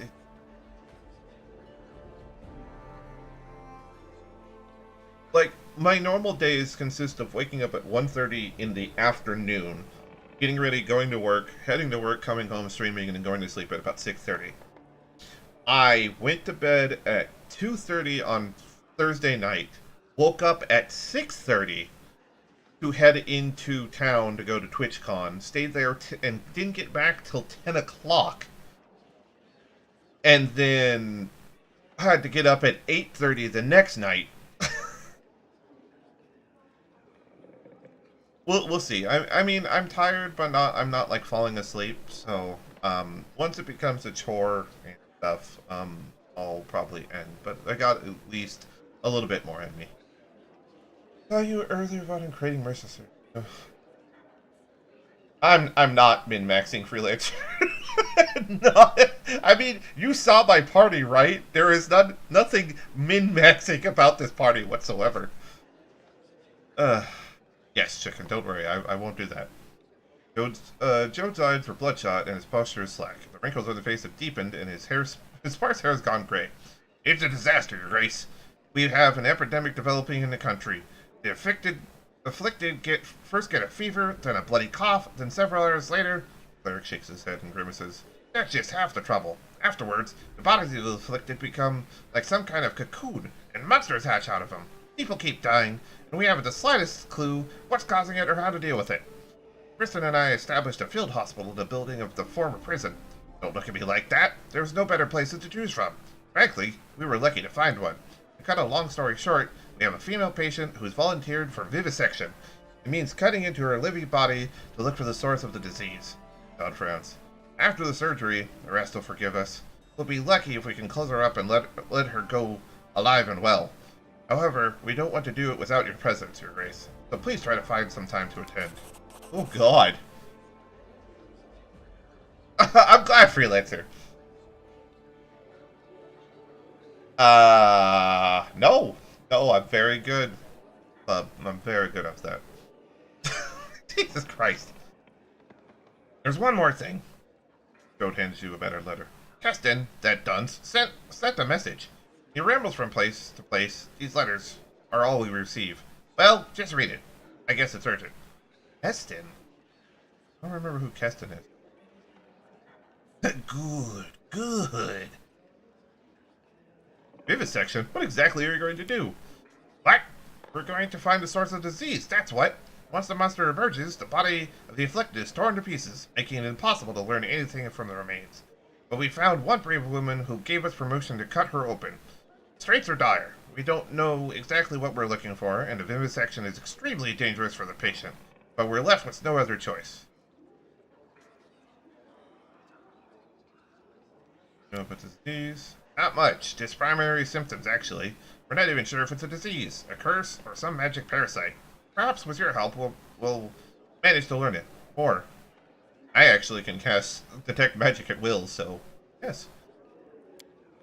How should I put it? We've got none. We haven't been able to save a single patient yet. We're like blind kittens bumping against the wall, and we have nothing to show for it.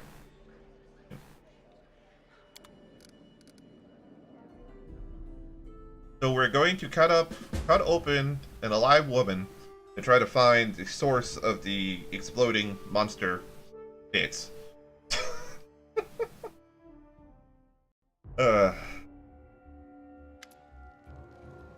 This is our hospital. God shows you around the bleak, comfortless building with its bird cells. The prison is certainly not the best of location, nor the healthiest, but it's better than nothing. Oh, are they? Hope the city will get a proper clinic in time. Ah, I need to build a clinic, don't I? Good to know. Why the prison? Only the city had a clinic. I get it!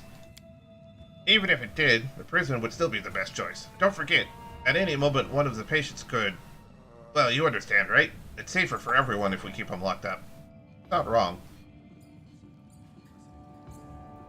Where are all the prison inmates?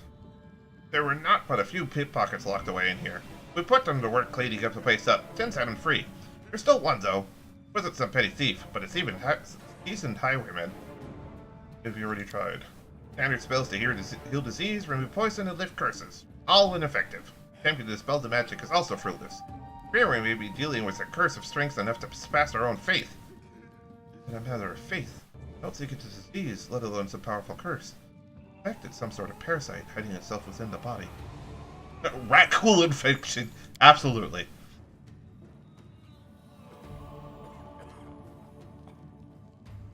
"4 days of night and Super Bowl." That does not sound fun whatsoever, Club.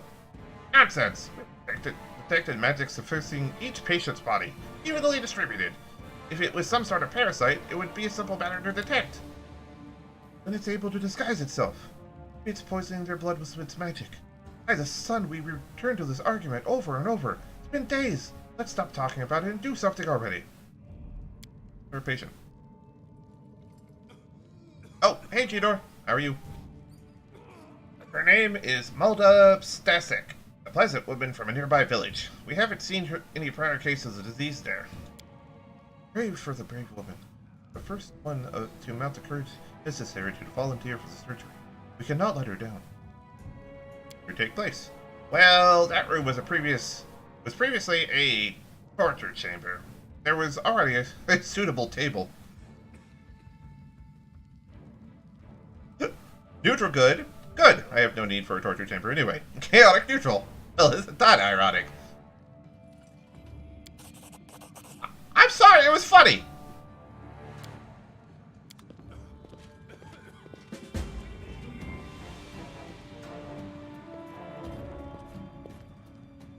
I could definitely use a new spear. In due time. For the love of God, I have had the same fucking short spear since the beginning of the goddamn game. Wanna go home? Oh, you're at work, aren't you?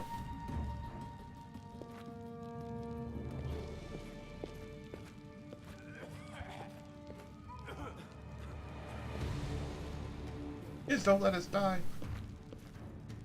Need a quick save here real quick, just in case. It's a little awkward because I'm by myself, but noticing you, the patient, a ruddy-faced, middle-aged peasant woman, blinks her eyes. Imagine that! Her Grace herself paying me a visit. Good health to you. I'm Mulda Stasek from Siegedale. Or Sedgedale? So, you think these priests of yours can really heal me? As Rascals helped, they could, I bet. Just look how brainy they seem, the two of them. How are you feeling? I got a fever, cough too, and I can't eat. I feel like puking all the time. I've been through worse though. Born 6 kids and survived. But still, it scares me breathless. Each tingle in my body gets me to shaking. I think to myself, that's it. It started. Now I'll be ripped to shreds. Nothing to tell, really. We're simple people with simple lives. Spent all mine in Sedgedale. It's by Gurdon River past Silver Step Lake. Raised my children there, then grandchildren. Never seen monsters worse than goblins then. But now, owlbears and hydras everywhere. Right to the God's Sparrow village. No, the blight fell right on my own head.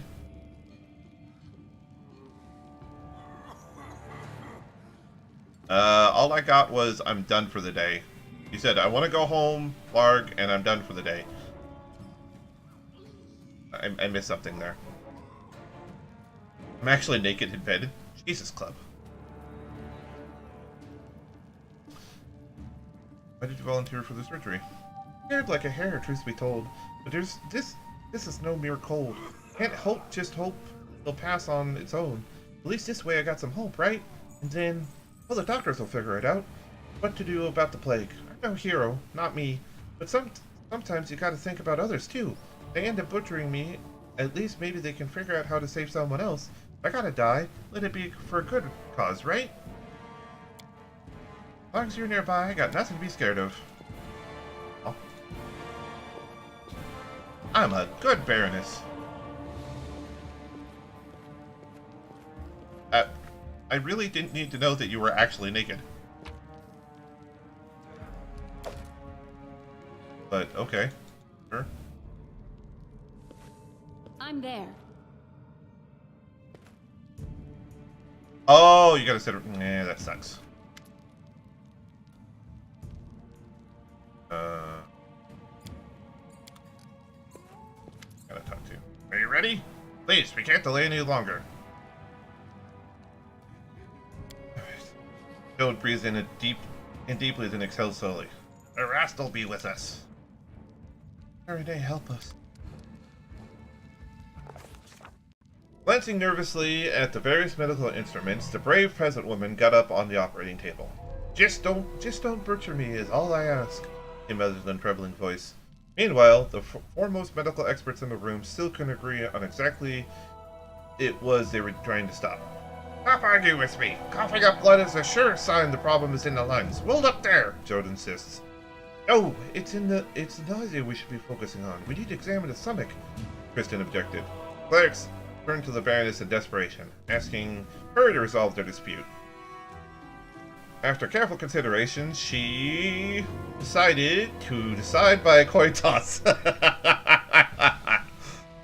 Alright, Theodore.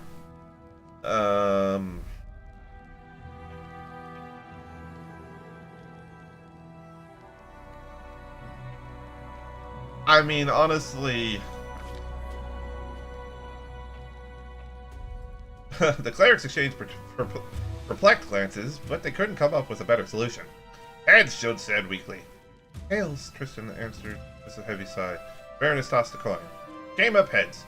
Tristan winced, and Jode said a short prayer to Rascal as he took up a scalpel. Candlelight reflected off the surgical instruments and potion bottles. Jode's scalpel made the first incision on the woman's skin. I could hear her inhale loudly through her clenched teeth. I confess I lacked the courage to watch surgery. Even after I turned away, I couldn't help but tremble from hearing the poor woman's screams. The air filled with the acrid scent of medical potions, while Tristan mumbled prayers to ease the patient's pain, simultaneously scattering her body with magical sight. All I could do was whisper my own prayers, but the Baroness, she didn't lose her courage. Oh god, this is all based on me. This is terrible.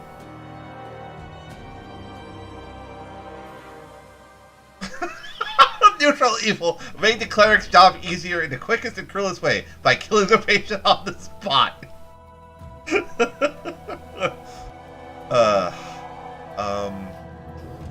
I have a plus 13 to diplomacy, so I have to roll a 12 or higher to get this.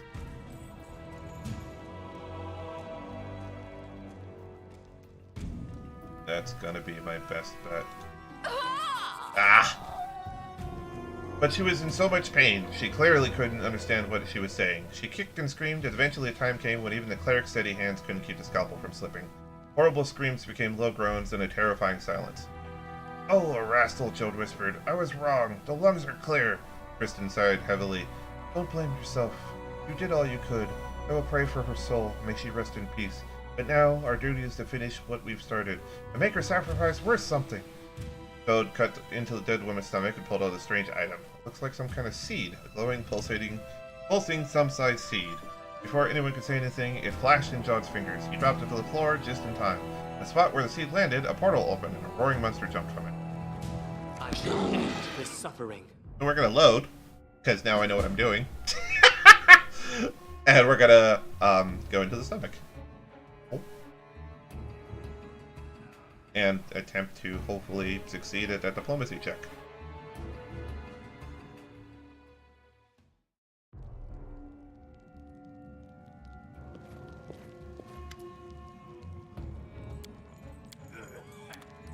I love how Tristan's still back up there for some reason. Without wasting further time arguing, Jode said a silent prayer to Erastil to expect the scalpel. Candle reflected off Oh, this is actually new. Candle reflected off the surgical instruments and potion bottles. As Jode's scalpel made the first incision on the woman's skin, I could hear her inhale loudly through her clenched teeth. I confess I lacked the truth. Oh hey, it's an easier roll this time.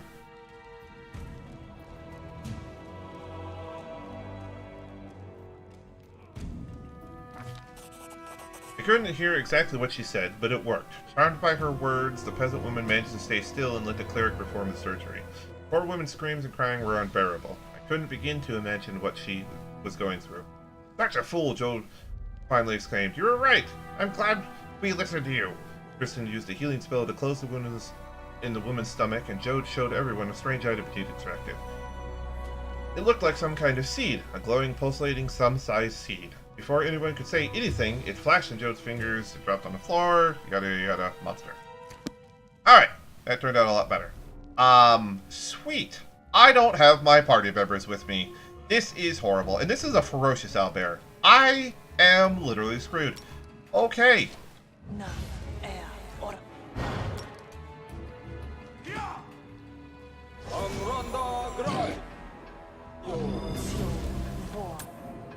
This will hurt.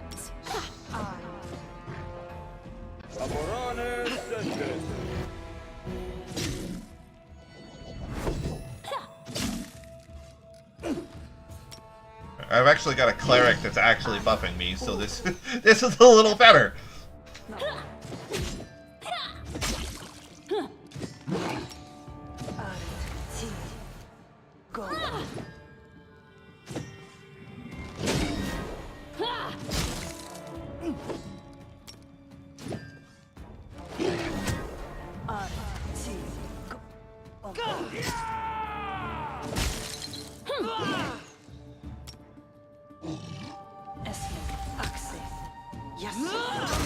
There we go. Spell strike.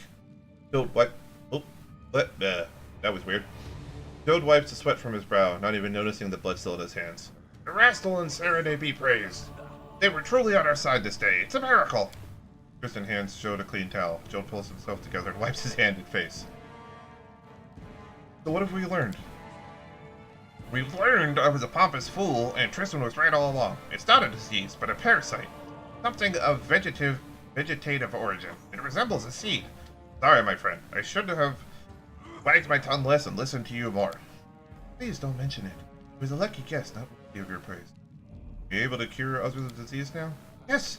Yes, now that we know what to do, we can extract the seeds with much less risk to the patients, with much less suffering. There are still many patients here. We'll start work on them immediately. And you, Your Grace, may want to search for the source of the disease. We still know neither where these seeds come from, nor how they get into people's bodies. New patients arrive daily. How many never even find their way to a hospital? Efforts here are not enough by themselves. We need to find the root of the problem. Please find the source of these wretched seeds. This is all the fucking nymph's fault. I know it. I figured after I'd failed that. It was worth a try, though. In due time.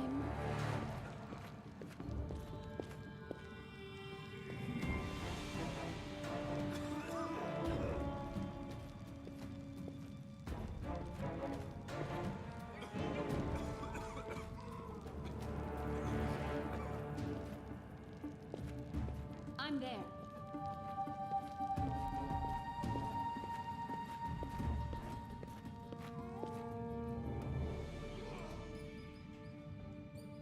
I wonder if I can go back to where the... I am more higher level now.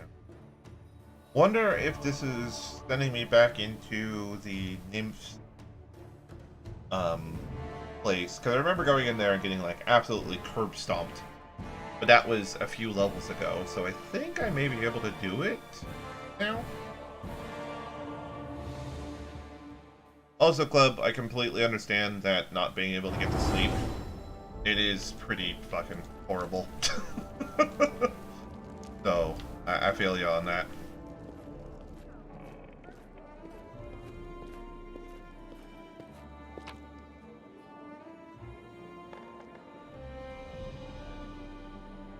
Please forgive my sudden disappearance. I seem to be more using among your subjects than a court. Tested. Your people are afraid, Your Grace. They believe that they've forgotten. They feel that they've forgotten that their ruler couldn't care less, but the simple folk, even as they perish each day. For this reason, those who can bear arms are starting to take matters into their hands. Wild mob is a force to be reckoned with, and who already have enough to worry about. Fortunately, oh right, fucking the knight dude. Okay. Fortunately, I was able to convince these people that I'm on their side. In the end, I've decided to lead this militia myself in order to be the first one to know whenever the people learn something new and to protect them from making rash decisions. I've led troops before. Your subjects view me as one of their own, so they will really trust me and willing to follow me. It was with a heavy heart that I left your castle, but my hope was that once among common people, I would be able to track down a source of disease that struck the barony. I was recently informed that one of my squad purging the outlying regions of Commonfolk has encountered a mysterious shrine. Our spies report that at the beginning of each week, cultists gather here to worship the dark god Lamishtu, the patroness of all manner of hideous creatures. I know little of the gods and their affairs, but the appearance of the Mother of Beasts and her followers in a land teeming with monsters can hardly be a coincidence. As soon as I finish writing this letter, I shall lead a squad of my best men there and await your arrival. I ask for your help, Your Grace, for I shall need it to strangle this filth in its cradle. Who knows? Perhaps we'll capture one of the cultists alive and find out if they and their goddess are behind this misfortune of your barony.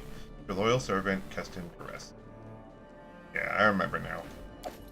I'm like, I don't know who that is! But, yes.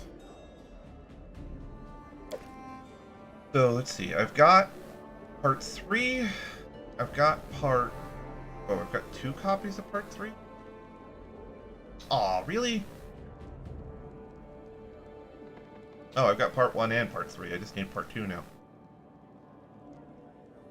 Oh. Huh, it's actually a fancy. In due time. Best.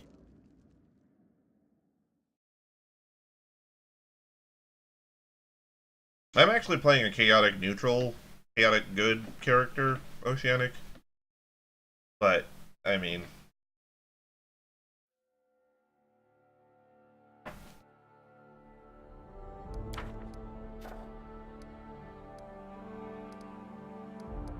This does, but that requires me and it requires 14 kids.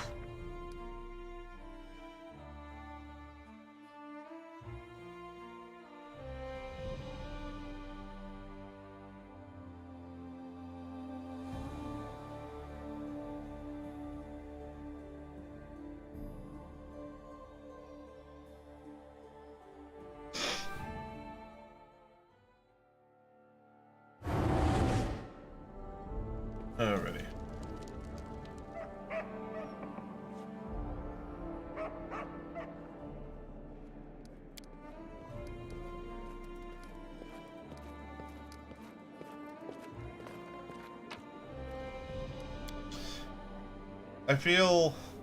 I feel very upset because I used one of my Magus's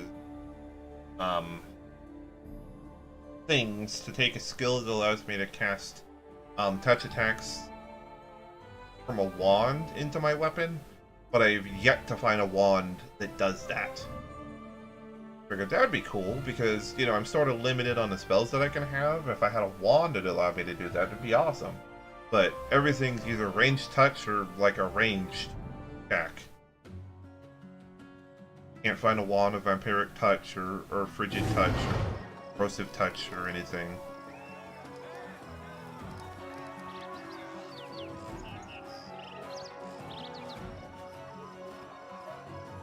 It's all very frustrating.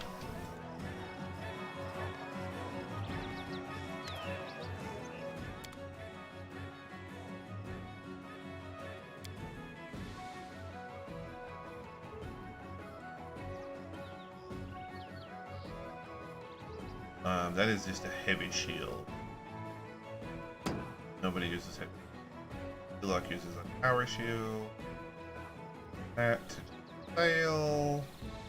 Keeping.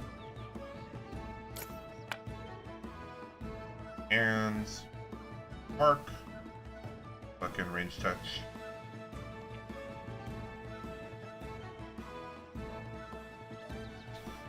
Burning hands is a cone. Bones.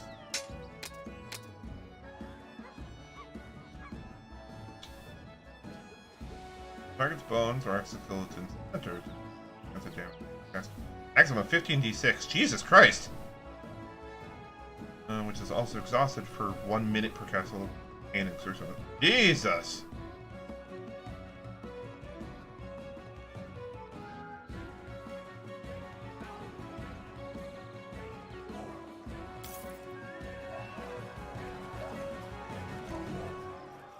Well, we got some stuff to go do.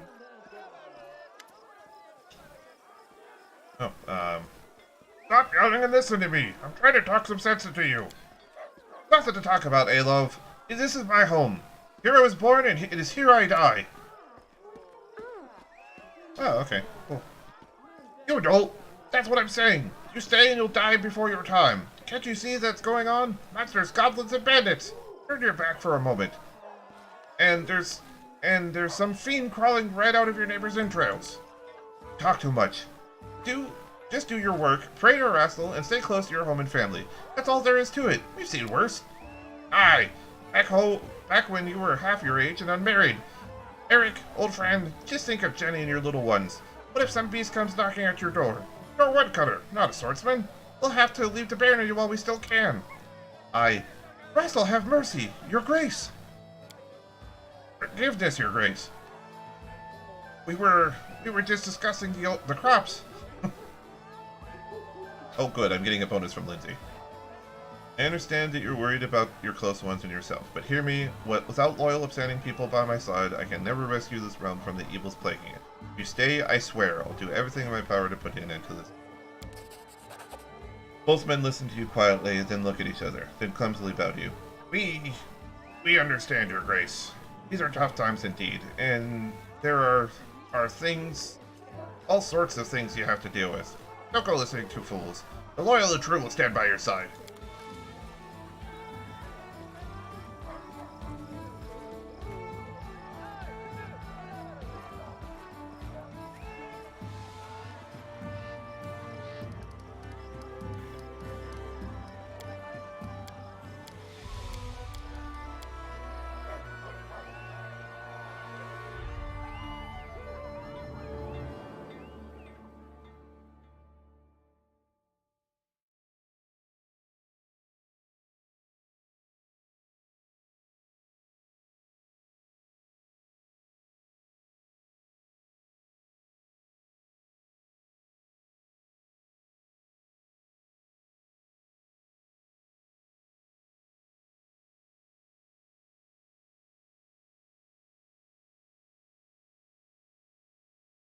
There. I have it brought up so I can take a look at it after. Alrighty, so I have something. Here's a Shrine of Blemish too. I thought I saw something else.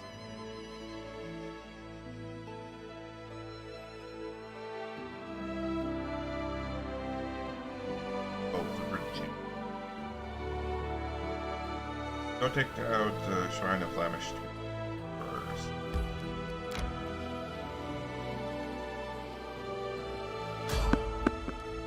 Really? God damn it.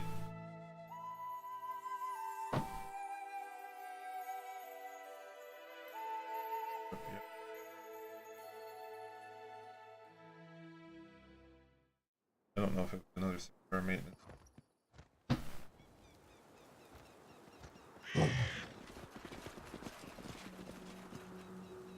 Stop me. In due time. Motherfucker! Oh, some refugees. Oh.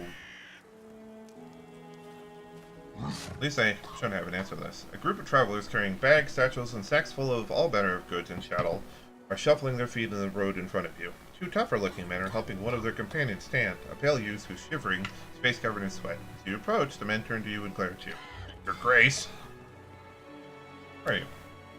The man throws a glance at the small group. Name's Ukrid. These are my companions. We come from the village of Leverick, and we're traveling to Galt in search of protection. Losing by your bags, you're not just traveling, you're on the run. You see a change in Ukrid's eyes, and he gives you a cold, even wicked look.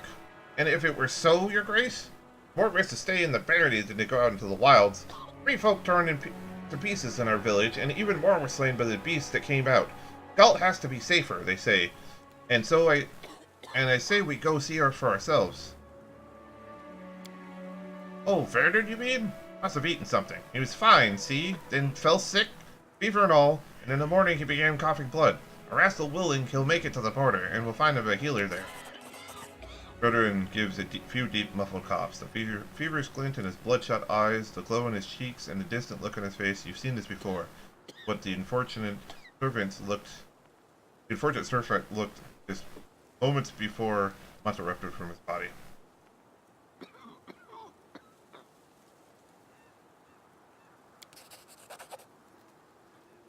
Ukrid pales and looks at the others. Listen up! His voice is hoarse. All back! Back behind the Baroness!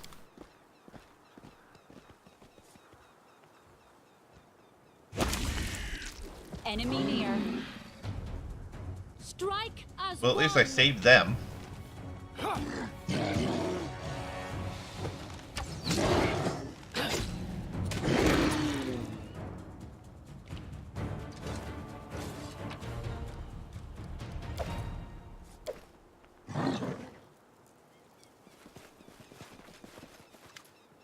Ukrid's hands are shaking, and as he turns to face you, his voice raises to a shout. Cursed lands! Cursed Baroness! This is all your fault! Varian died because of you! We're all going to die because of you!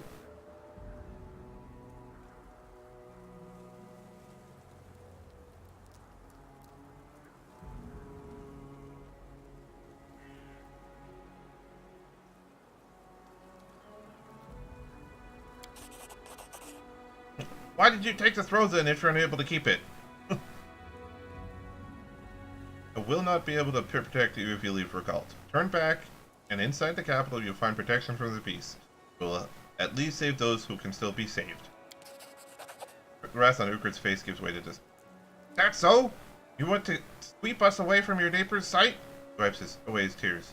It's all the same, no matter where we breathe our last. Be it away from home in a foreign land or out in the city streets. Let us die in peace. Hear that, lads? We turn back! Unfortunately, I had a, solution for the healing of the people. But I guess it doesn't take effect? I don't know why I couldn't. I'm there. Well, I mean, that was like a about to happen sort of thing, so.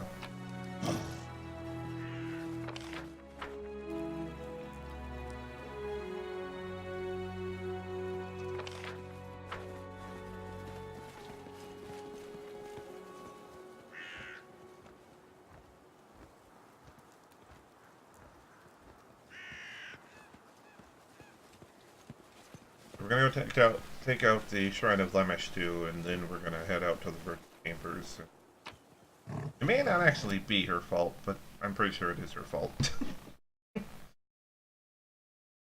Rogues can use their sneak attack to inflict additional damage.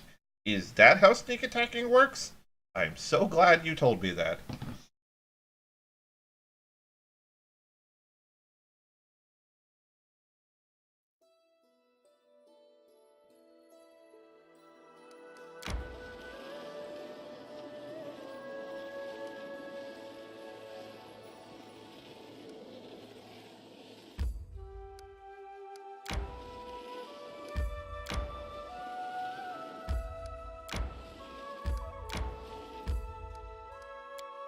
Let me rest up.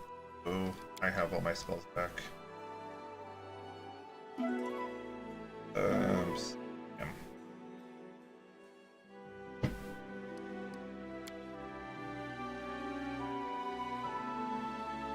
Well, that is pretty much what they are, chicken.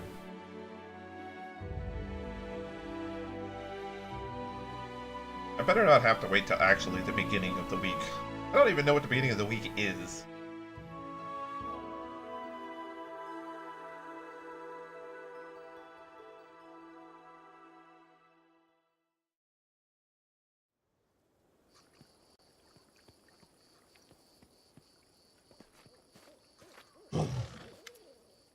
Seeing you, Keston nods. Under his coat, you notice a suit of armor. A sword hangs at his belt. The guard is ready to fight. I'm happy to see you, my Baroness. While we were waiting for you, I found enough time to choose a good place for now. Keep your letter, Keston, and I came as soon as I could. Thank you, Your Grace. Decided you'd like to see this place with your own eyes. Lamishtu's shrine is on the other side of the hill. Guess we set ambush right here. Visibility is good, so we can watch the cultists unnoticed and choose the right moment to strike. If you wish, you can examine the location. Ready for ambush? The day is right, and the time is coming. All we have to do now is wait until the cultists gather to their coven. I hope you're ready to fight. Lamishtu. Justin frowns. Not much, Your Grace, but I've heard some things. Goblins, kobolds, and other wild beasts worship her. She helps them to breed, protects their young. As for people, the blessing of Lamishtu is too dangerous for them. A woman can give birth to something so terrible that the villagers might decide to drive a mother and child and a child out from the village, or worse. You can go down and take a look at the shrine. The scouts who have been watching the cultists told me about hideous rituals that were performed here. The cultists disfigure and mutilate themselves, shrink like demons, and copulate in the mud. Keston frowns in disgust. I can't imagine who in their right mind, except for goblins, would ask Lamishtu for help and agree to be part of this abomination.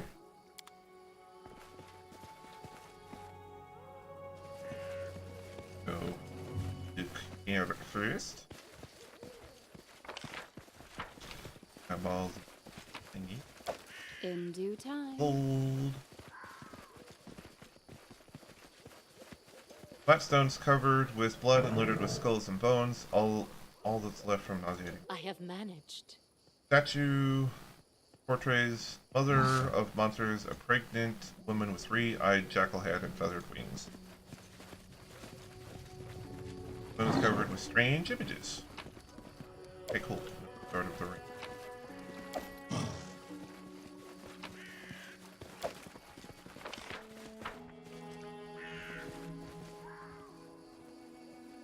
It was good that I took a look around here. I'm there. Alright.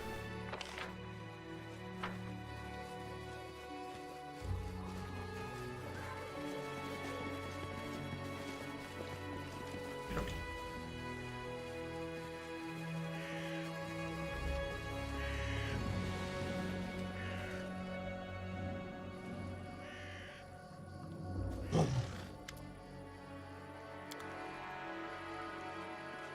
Look, Your Grace, the cultists! All three of them? Oh, okay. I'm like...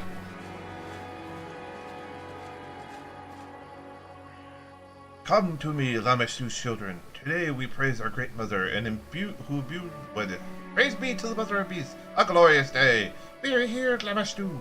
Lamishtu favors us. He blessed the pack with a new cub, a beautiful female cub marked by the goddess something or other. The goddess took Club Mother's life as payment. What a worthless female she was, only to be... I can't read these fast enough.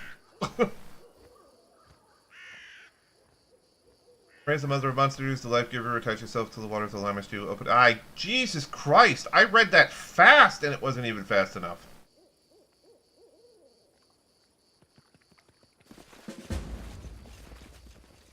I do what I must. Enemy near. A solid plan. Curse is upon you! The Lamish will avenge her children! He says as he runs away. Oh.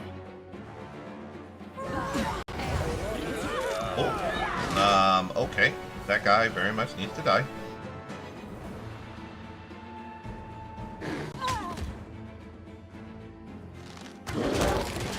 Where'd it go? Work, you silly spell. Die! It's getting old. Everybody's getting fucking stuck on everything. This will hurt. You should have run. That channel is pissing me off. Asshole. Jesus. Oh, okay. I'm like, did Keston die? What happened here?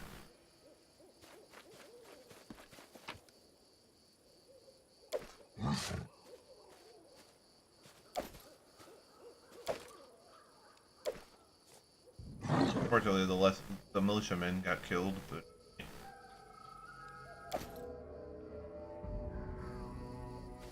well, that was rough.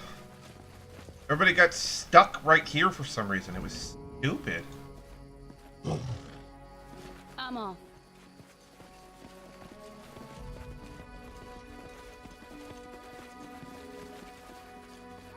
Fucking pathing? The triumph over the wicked Lamishtu cultists proved incomplete. Some villain, or villainess, had slipped away under the cover of darkness and into a narrow gorge amongst the rocks. Without a second thought, our brave Baroness, loyal Keston, and their comrade-at-arms rushed after the fleeing figure. The figure, clad in black, was barely visible in the dark. The villain had gotten far ahead of us. At the last moment, the Baroness noticed her prey had turned aside and disappeared behind the rocks.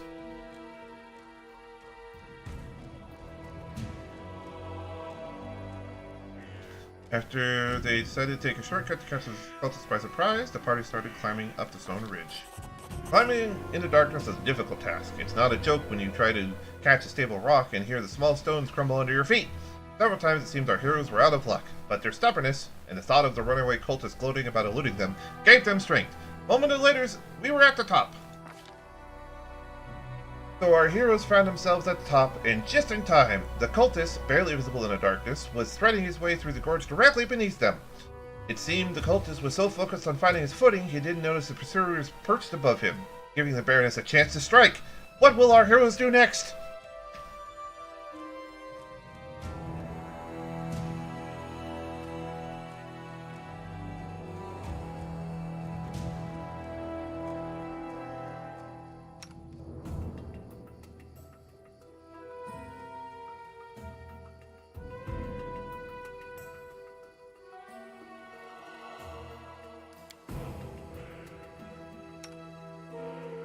The swift is the most agile ahead.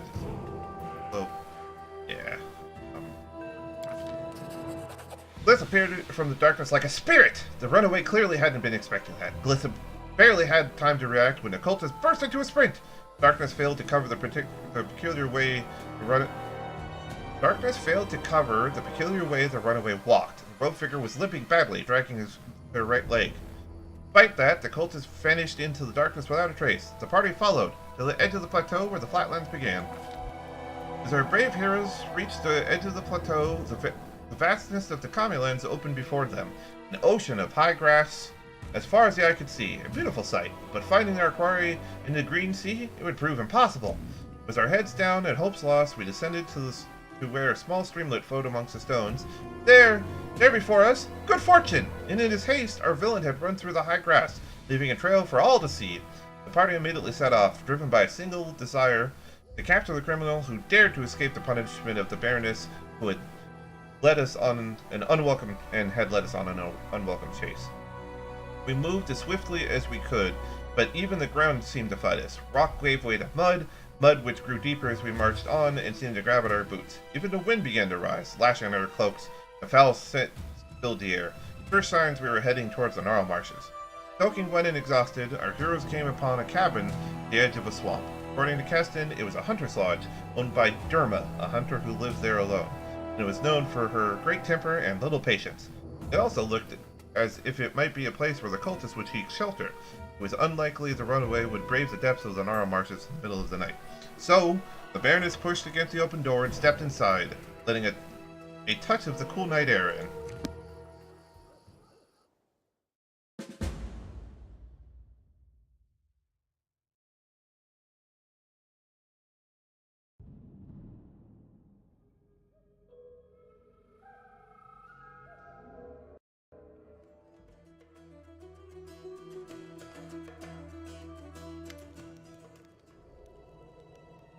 The lodge is lit with only a few candles on the tables and the counter. The shadows lie thick around the room. A number of people are here. A well-dressed couple at one of the tables, a girl in simple dress, closes near the opposite wall, and at the counter is an untidy dwarf.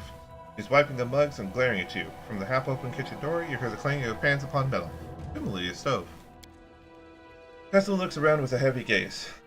Things have gone from bad to worse. We must find the cultists before they flee, and we have no idea what they look like. The people in the lodge look surprised and concerned. Each seems to recognize you and ask themselves, what is the ruler of these lands doing here at such a late hour, flanked by armed guards? Aston hands fall to his weapon. Your Grace, I'm ready to make an arrest, but if you wish to investigate further, before making a decision, I'll make sure no one leaves the lodge until you give the order. I could... Searching, asking questions, building theories, that's too long and too boring. I say bring them all together. Let them get nervous and start with protests and denials, and we'll listen. I'm tempted, but, as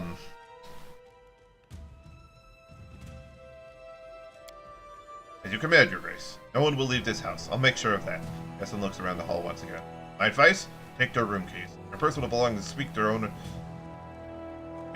intent, often more than their masters would like.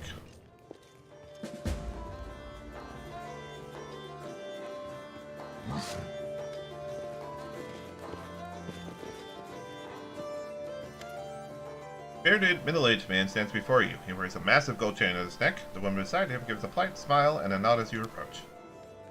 Greetings, Baroness. The man's voice is low as to rumble. Let me introduce myself. Cabron Tedrim from Restov. He nods to the woman beside him. My wife, Una Tedrim. We've come to your lands to hunt, yet I admit we did not expect to meet you in person. What do we owe this honor? Tell me about yourself. I am a legalist, Baroness. The Cabron hooks his son into his embroidered belt. My job is to ensure Restov's laws are upheld. Wife is the keeper of the hearth and my loyal companion in prolonged journeys. Una nods without a word, her gaze fixed on you.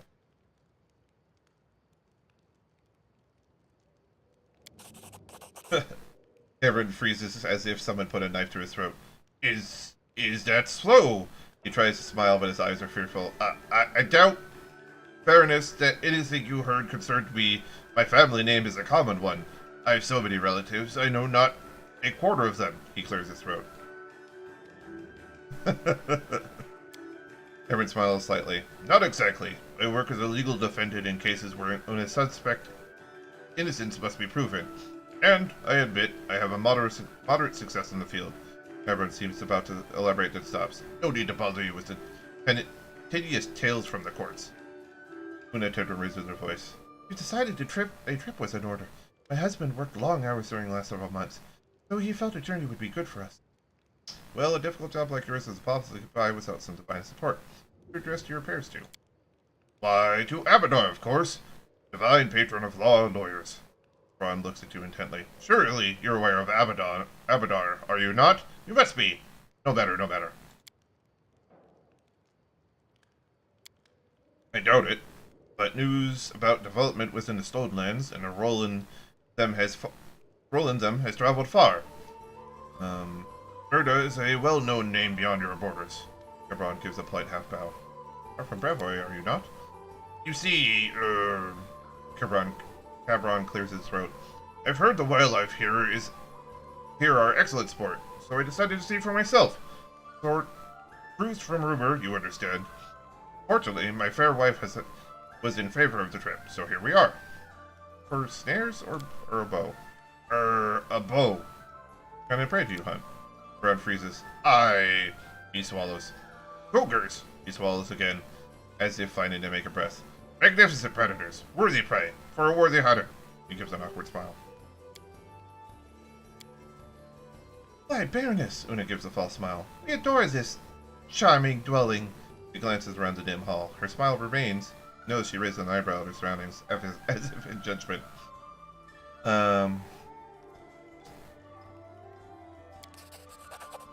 Despite Una's cool expression, you notice a bead of sweat running down her temple. As she spots your glance, her lips tighten. Bryn takes the key from his purse and hands it to you. As you wish.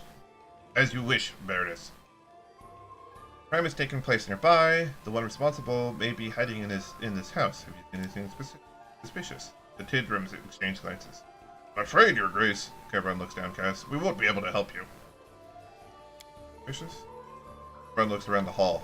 We are not accustomed to such company, Baroness. Besides, from the restaurant's legalist point of view, every person in this room is suspicious. The hostess of the lodge? No, I do not. Kevron rubs his brow. I must say, she doesn't look forward to meeting new people either.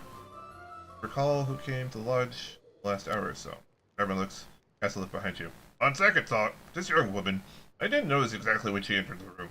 Turns to his wife. My dear, perhaps you recall? What was the name of our hostess used addressing her? Olka, sweetheart. Una shrugs faintly. Can't recall if I saw her at the start of the evening. In due time. So they're quite, you know, not really, truthful. The young woman stands before you, wearing a plain dress and a hooded cloak. Her belly is swollen. She is pregnant, and her time is near. Your Grace, it's an honor. The woman bows, then stares at you with shining eyes. I thought I'd never be able to thank you in person for your kindness, but gods were kind to me. I must have forgotten already, but it was you who discovered my husband's body. A traitor. Wayne, partner, a merchant who killed by his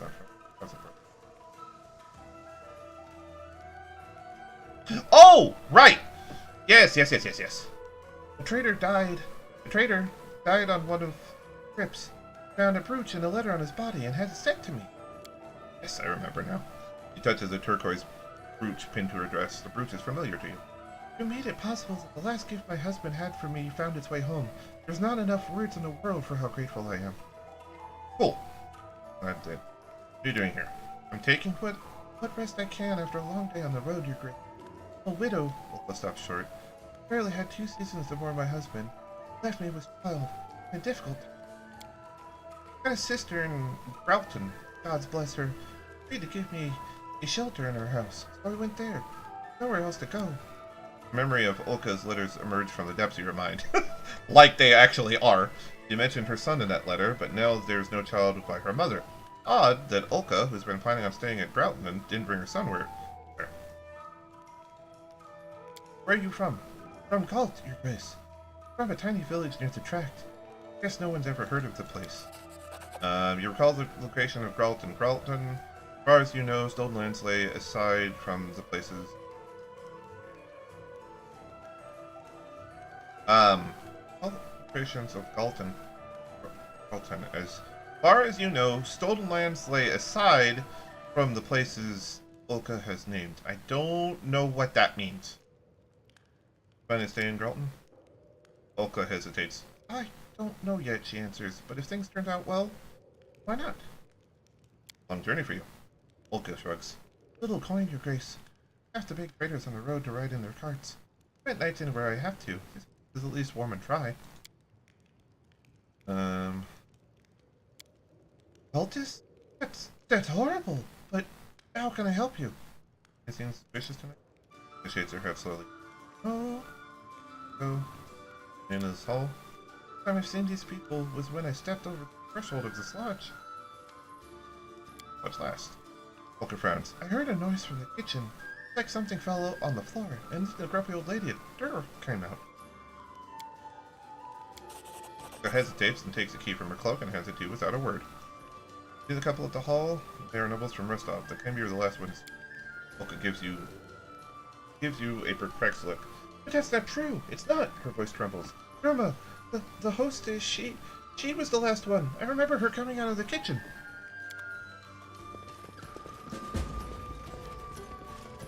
Yo, everybody's hiding something. Of course they wouldn't make this easy. Everybody's fucking hiding something, and they're all suspicious.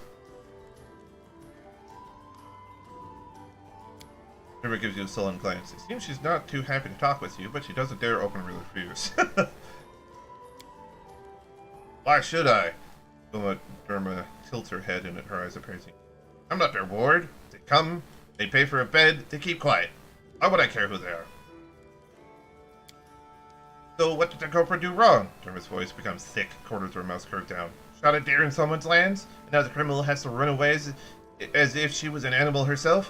Whatever it is, leave me out of it. Irma stares at you for a moment, then utters a hoarse chuckle. One of Lameshtu's own? That's quite a story you've spun, Your Grace. Next you'll tell me I'm holding Rovagugs down in the cellar? And what's your proof that I hide cultists? Risen since the age of creation, the god Rovagug, also known as the Rogue Beast, the Great Destroyer, and the World Breaker, seeks only to destroy creation and the other gods.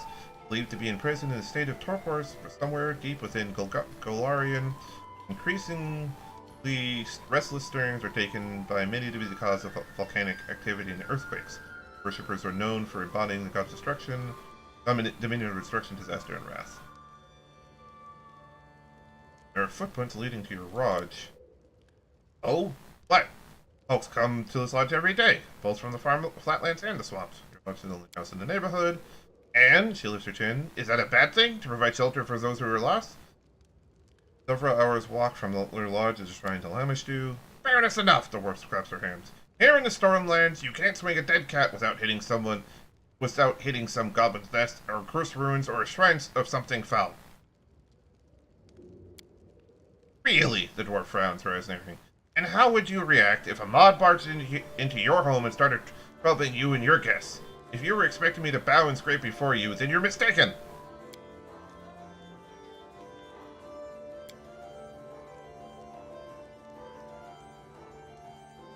Durba's face turns red. What are you hinting at, huh? Your guest, Durba. Do you allow anyone who asks to spend a night here? Durba thinks several times, pondering your words. Of course, everyone. What else am I expected I do? Pick who gets a warm spot near the fireplace and who gets left out in the rain? Let in you and your thugs, though you've put a terror in my other guests.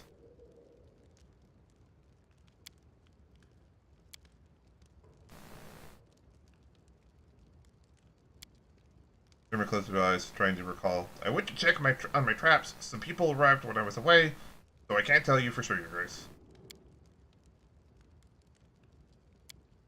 Irma looks at you closely for a moment and grunts. Right, she speaks slowly, as if keeping her temper. We went out to the kitchen when this clumsy gal had knocked over some pots. What of it? How many people are there in the lodge now except for you? Watch yourself. There are 3 of them, all sitting over there. Irma nods towards her guests. That one in the kitchen, guessing she's the servant of these 2 noble folk. They look to be carrying all the coin. Let's also hi. Irma hands tighten her fists, but she keeps them on her hips. She says nothing, merely stares at you defiantly. Listen, the sooner I cross you out of the suspects list, the sooner I'll leave you alone. Do me the favor and give me your room key, and all this will be over before you know it. Irma is silent for a moment, then nods and pulls an old, age-darkened key from her belt. Your way, then. Her eyes narrow. But have a care. No digging through my undergarments, or I'll have your hands in hooks, you hear?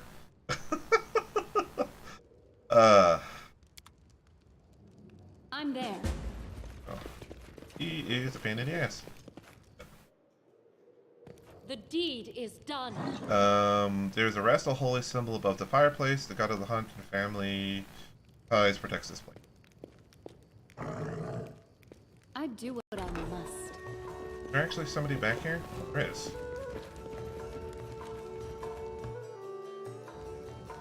The table's piled with dirty dishes of cold food. Did you Something's see that? burning inside the stove. It was thrown in the fire not long ago. Oh. Interesting. The kitchen servant is busy grinding herbs within a mortar. She's wearing a dress soiled with dark stains, and her hair is knotted in a bun with a few stray hairs poking free. The woman doesn't appear to notice you as she makes her way to the stove. You notice she's limping badly in her right leg. Before you can speak, she turns, sees you, and freezes. Huh. Who are you? Name's Tisana. I cook for Tedrums, nobles from Restov. She wipes her hand with her apron. What will it be? Tell me about your... Tisana frowns. No quicker road to trouble.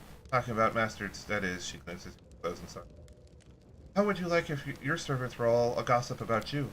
They pay regular, not stingy with their coin. They don't yell much. I count myself first for it. I do. Are they here, you think? None of my business. Might be they have things to do, but I wouldn't know it. I mend, I cook, and I serve when where needed. Looking for Grandma. What can be here? What can be seen here? You say? On the sorts. Ask Dermot. She runs the house. She does. Anyone come into the kitchen recently? Only Dermot came in. She frowned. No doubt checking to see it. I'm not palming the silver, as if there's anything worth stealing here. So there's not. Was the menu cooking in the kitchen? As if she came here often herself, she throws up her hands. Filth piled in corners, the floor sandaled deep in dirt. Had to work my fingers to the bone to clean the kitchen before I could start a proper meal in this. She curls her lip. This cowshed. Room? She raised an eyebrow. I don't have a room except here in the kitchen. Bed's a bench. Still warm enough though. Looking. Throws a glance at the stove. That's there for tomorrow, she hesitates. Tomorrow's midday meal. Take the lid off the pan, some bruise oils inside. It looks strange and smells odd. You lean over, smell the stew, and immediately flinch. The acrid stink of vinegar feels like a punch in the face. Besides, you can smell some strange spice, which would be appropriate in a dessert, but not in the first course of a dinner. Alright, it won't trouble you now. Huh. Huh. Yeah. I spy? What do I spy? I did it. Back door was used recently. You don't say. Alright.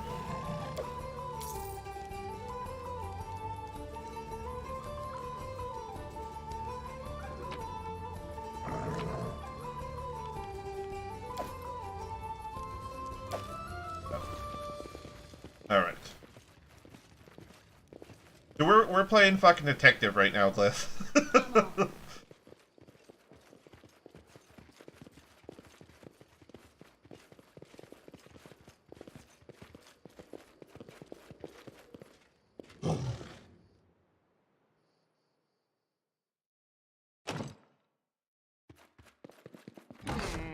Nope. No secrets can escape my prying gaze. Yes. It's actually been very helpful.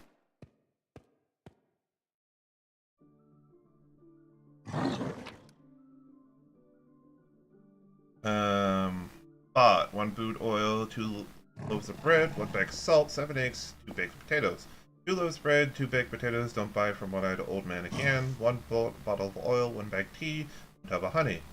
1 loaf of bread, 1 bag of potatoes, 1 baked potatoes, 2 baked potatoes. 2 loaves of bread, 1 bag of oil, or 1 bottle of oil, 10 eggs. Sold 3 fresh rabbit carcasses, 3 rabbit skins, half of jerked deer meat, 1 ER? Sure. Wyvern cards, wyvern skull, 2 rabbit skins, 2 fresh rabbit carcasses. Weather. Clear day, it rained in the evening. Clear day, it rained a little. It was raining the whole day, rain. Gonna take her shit there. Much points. Not worth taking from her. She says bed looked dirty. The old bed cover was sewn together from patches. Receipts, shopping lists, and other papers pile over Dermot's table.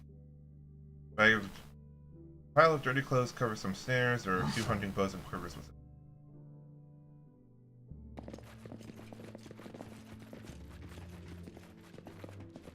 I did it! Alright, good to know. The chest contains modest clothing, some packed liver of food, a purse with herbs and other belongings. Table holds a pile of letters crossed with a ribbon. These are the letters from Olivia's husband. Correspondent. Often.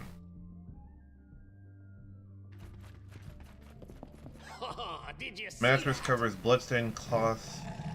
Mattress covers bloodstained cloth and bandages. Interesting. Did it? Take all that.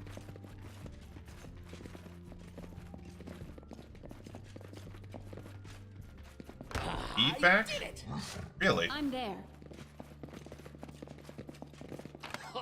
Did you see that?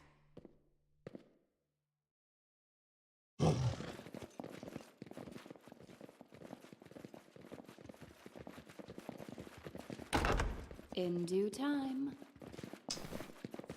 Bags contain Tedrum's clothes and personal belongings. Sheets are crumpled, the blanket is thrown aside. It seems someone is sleeping here in this bed not long ago. I did it. There is no hunting bows, arrows, snares, or any other signs of the Tedrums having any hunting. Yeah, I figured as much. I did it.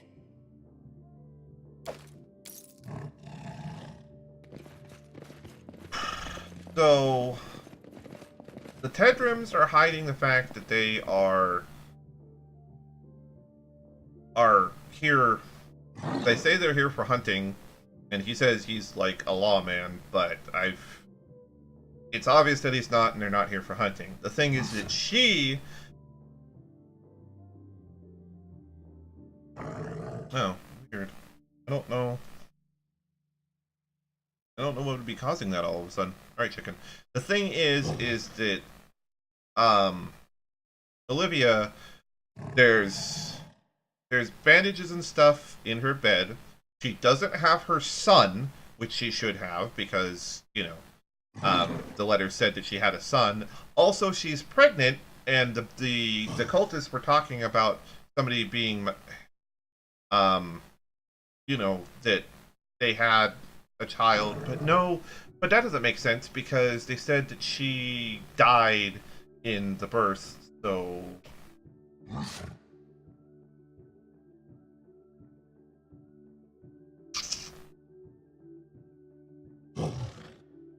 The thing is that, I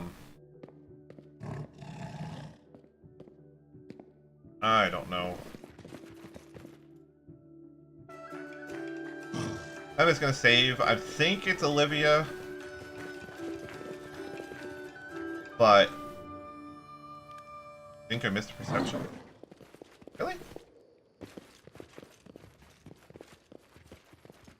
I succeeded at every single perception that I got.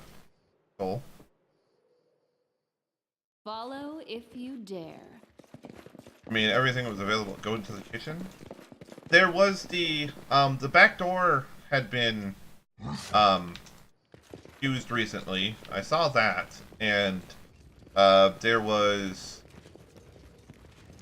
The woman was limping, and there was something that was thrown into the stove.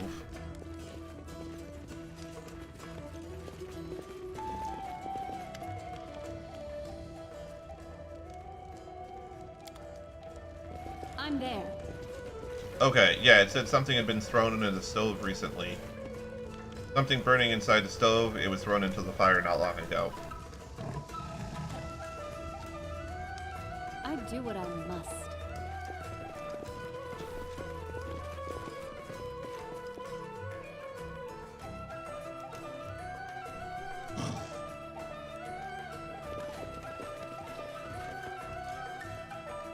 I don't know. I mean, it honestly could be anybody.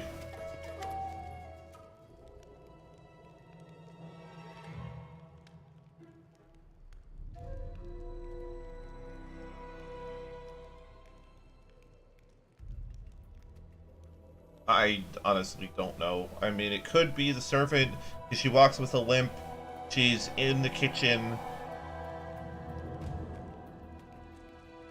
What? Aren't the people again? Oh, after I've explored the rooms and stuff? Okay. That's a good call. I didn't know if that was an option. Alright. As soon as the game decides... It's a very bad idea to try to bring up something else when the game is quick saving, because it, like, throws it for a fucking loop.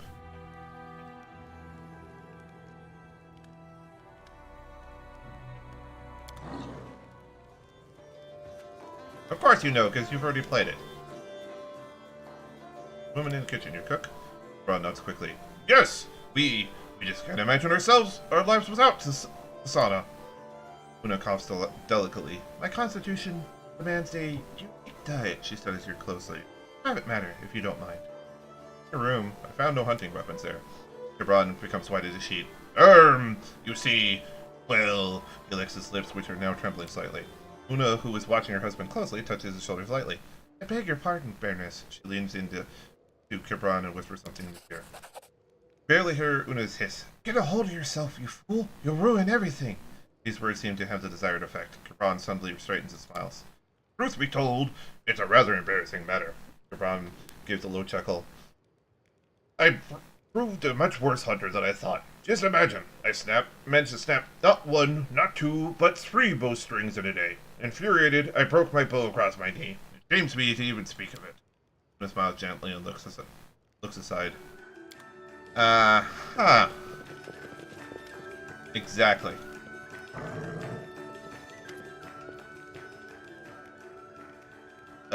Who? What? Oh, okay. Olka, why is there blood-stained undergarments in your room? Where is that from? Just takes a step back, her eyes wide with fear. I'll explain. The woman lowers her head and rests her hands against her belly.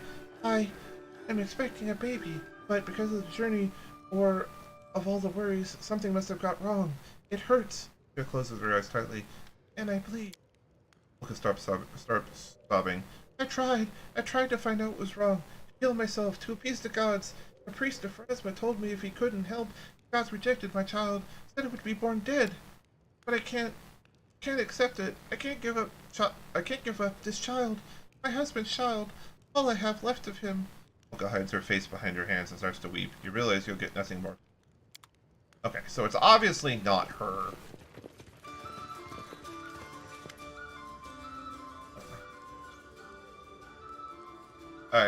Yes? I'm so... No, I got the clue joke. Don't worry.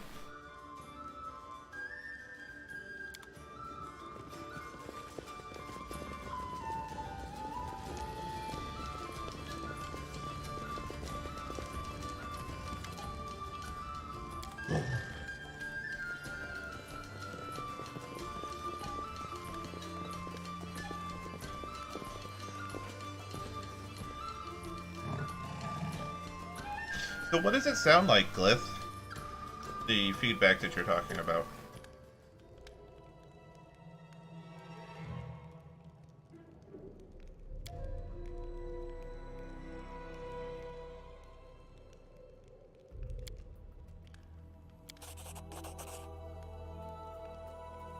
Una Tedrum, we have questions for you. Answer them, and we can dispense with the extreme measure. Woman's face is frozen in a sneer. Who are you, peasant? What gives you the right to address one of the Orlovsky family? We are of the great house of Brevar, and we will be treated as such.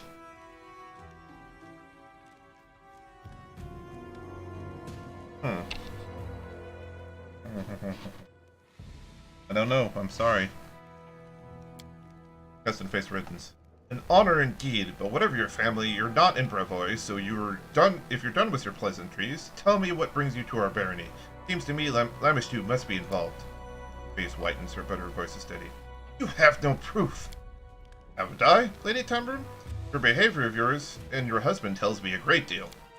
She closes her eyes. I stand by what I said before, she speaks slowly, actuating each word. The subject of a sovereign state of Brevoy, I object to your message to demand a fair trial, providing me with... Gesson shakes his head and turns to you. Have you seen something like that? Have you seen something like that before, your grace? An innocent woman reciting Brevoy law, as if she's prepared herself in advance. He turned back to her. If you're not guilty, Lady Tedrum, why such a speech? Una Tedrum clenches her fist. I understand all too well you need a scapegoat, but I won't allow you to cast aspirations on the Tedrum name. My opinion? Interrogate my husband. He who used to defend necromancers in the courts. I can bear witness to his crimes. For a real criminal is what you seek. Una is interrupted by a loud noise from the kitchen. Kristen's hand falls to his weapon. What was that? Oh, it was her. Okay. And that's why I saved, because... Their life ends here. Can't do my dailies till 9 a.m. Oh, yeah, there's an update again.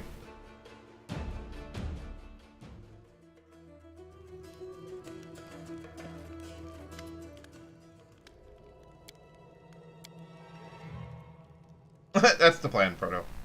You think so? He thinks for a moment and nods. As you wish, my Baroness. I'll bring her. I think, Tasana, you know why I brought you here. Kitchen's servant casts a wary look at Custom. You. I would! How? Do you jest, my lord? She gives a half smile as if uncertain. How could I know what you're thinking? Custom shakes his head. Enough! We know who you are. Lamashmu won't help you. Tasana is silent for a moment, then straightens like a serpent, her eyes cold with contempt. Is that so? Her accent has vanished, the demeanor of a peasant shed like a cloud. Then you know little of our faith indeed. The Great Mother is with me! Tasana's voice is ice. Prepare yourself for her!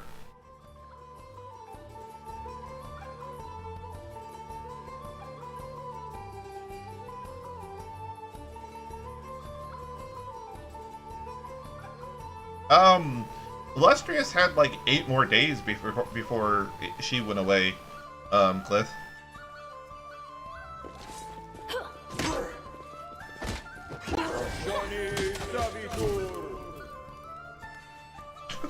She got fucking worked.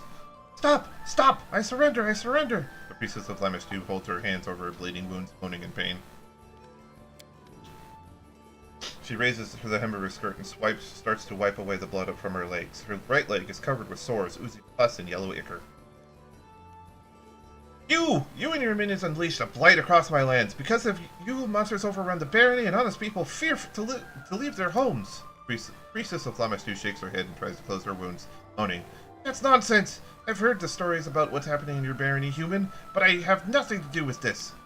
Great Mother rules the monsters of this world, but if you had truly earned her wrath, your lands would be drowning in blood. No, Baroness, you must look elsewhere to place blame. Lamashtu and her followers have nothing to do with your troubles. Oh, wow. Tell me who you are, quick now. I'm the priestess of the cult of Lamashtu, the Great Mother, the ancestress of monsters. The priestess struggles to raise her chin, her voice a hiss. Not from these lands. I came because of the pleas of your people, who seek the mercy of my goddess. I came to these lands in secret, and hid my identity from everyone except for those initiated in the mysteries of the Great Mother. Even the hostess of this lodge had no idea who I was. Those looking for divine benefaction found me on their own. Oh, excuse me. And there are more than the followers of Rastal would believe. We are numerous and we are strong. The tribe of Lamashtu followers grows every day, breeds, and spreads over the land of Galarian in search of places to create new packs. What kind of ritual were you performing at the shore? We prayed to Lamashtu. We asked for new offspring in the pack. We made it like wild animals, free from stupid prejudices. Priestess's lips curved into a grin. I'll spare you the details, human. Those like you are unable to accept the greatness of our ancient faith. I'm not even impressed by your attempts to wound my pride. What are the rest of Lamashtu? Woman's face turns to stone. You cannot make me betray the children of Great Mother. Torture me if you like. Lamashtu will grant me the strength to endure any pain you inflict upon me. Allied with goblins and other creatures in the area? No, we have the same mistress, but our paths to faith are different. All these people in the lodge, are they here because of you? Priestess shakes her head. They were searching for the blessing of Lamashtu. Other gods have denied them, and they had to ask Mother of Monsters for her benefaction. Couple of us come to meet you? Yes!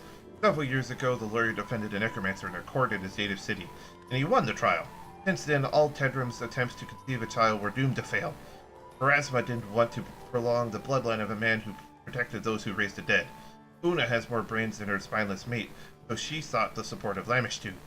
Child, of course, will bear the mark of goddess, but Tedrim don't have much choice. Erasmus' memory is long. Where is the merchant's one? Olka. She's a poor girl clinging to the unborn life in her womb. The seed of her husband was too weak. Olka's child is doomed to perish before coming to this world. Priestess of Lamishtu looks Zerma in disgust.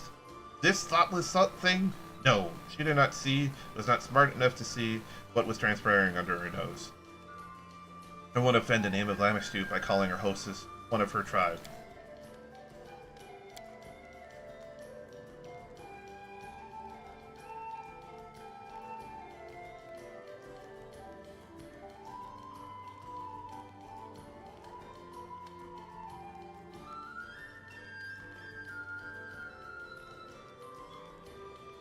I love how chaotic good is forgiving everybody, and not lawful neutral is sending everybody home and executing the priestess.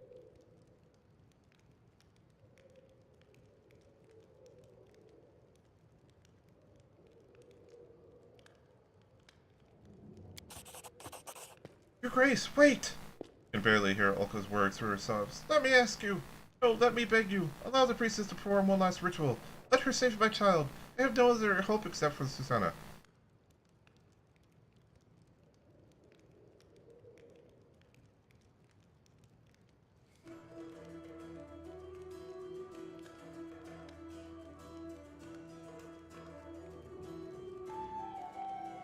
Well, this is a fucking conundrum. Either I save the woman's child and let her perform some Lamishtu ritual, or I don't, and I...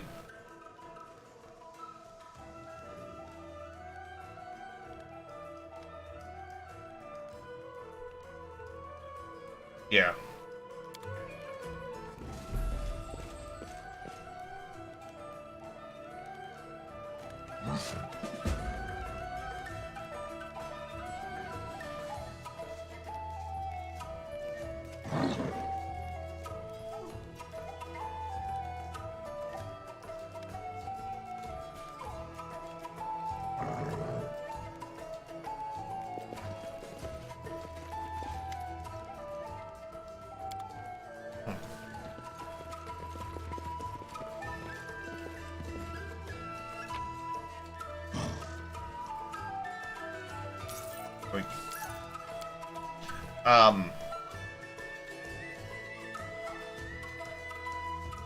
What? Having somebody perform some heinous... I did leave the cheese. Some heinous ritual to save a child, or let the child be doomed to not perform the thing?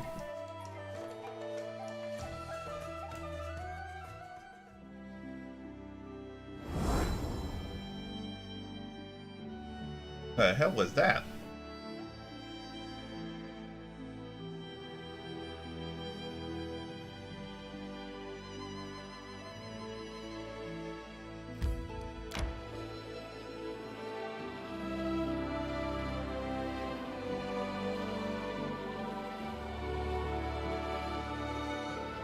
Because honestly, I'm pretty sure the child would just turn into a monster if we let her do her thing. Oh. Interesting.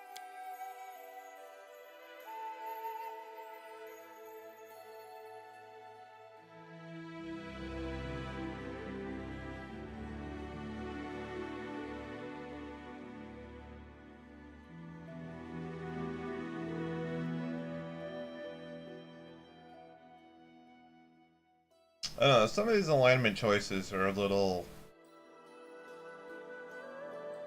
I don't know. They don't really fit sometimes. It's gotta be really hard to write lines that are, you know, embodiments of alignment.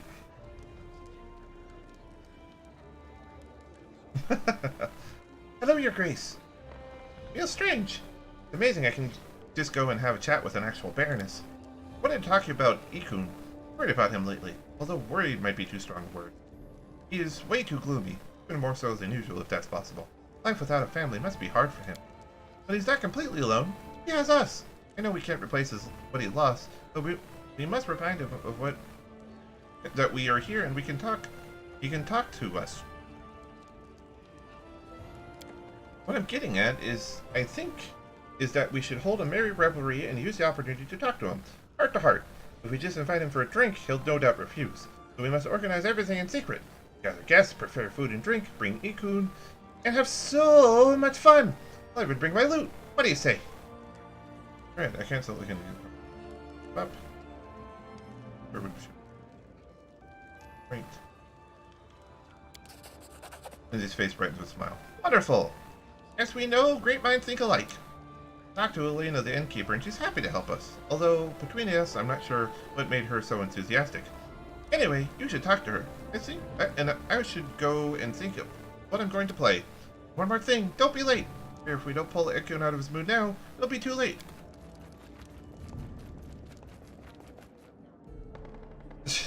Jesus Christ. Here, I now have an emote for that.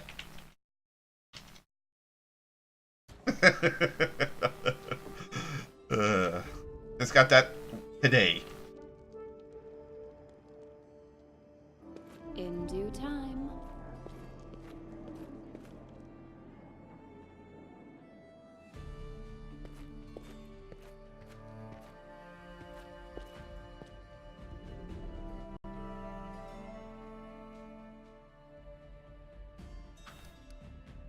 Alright, Folkadokes.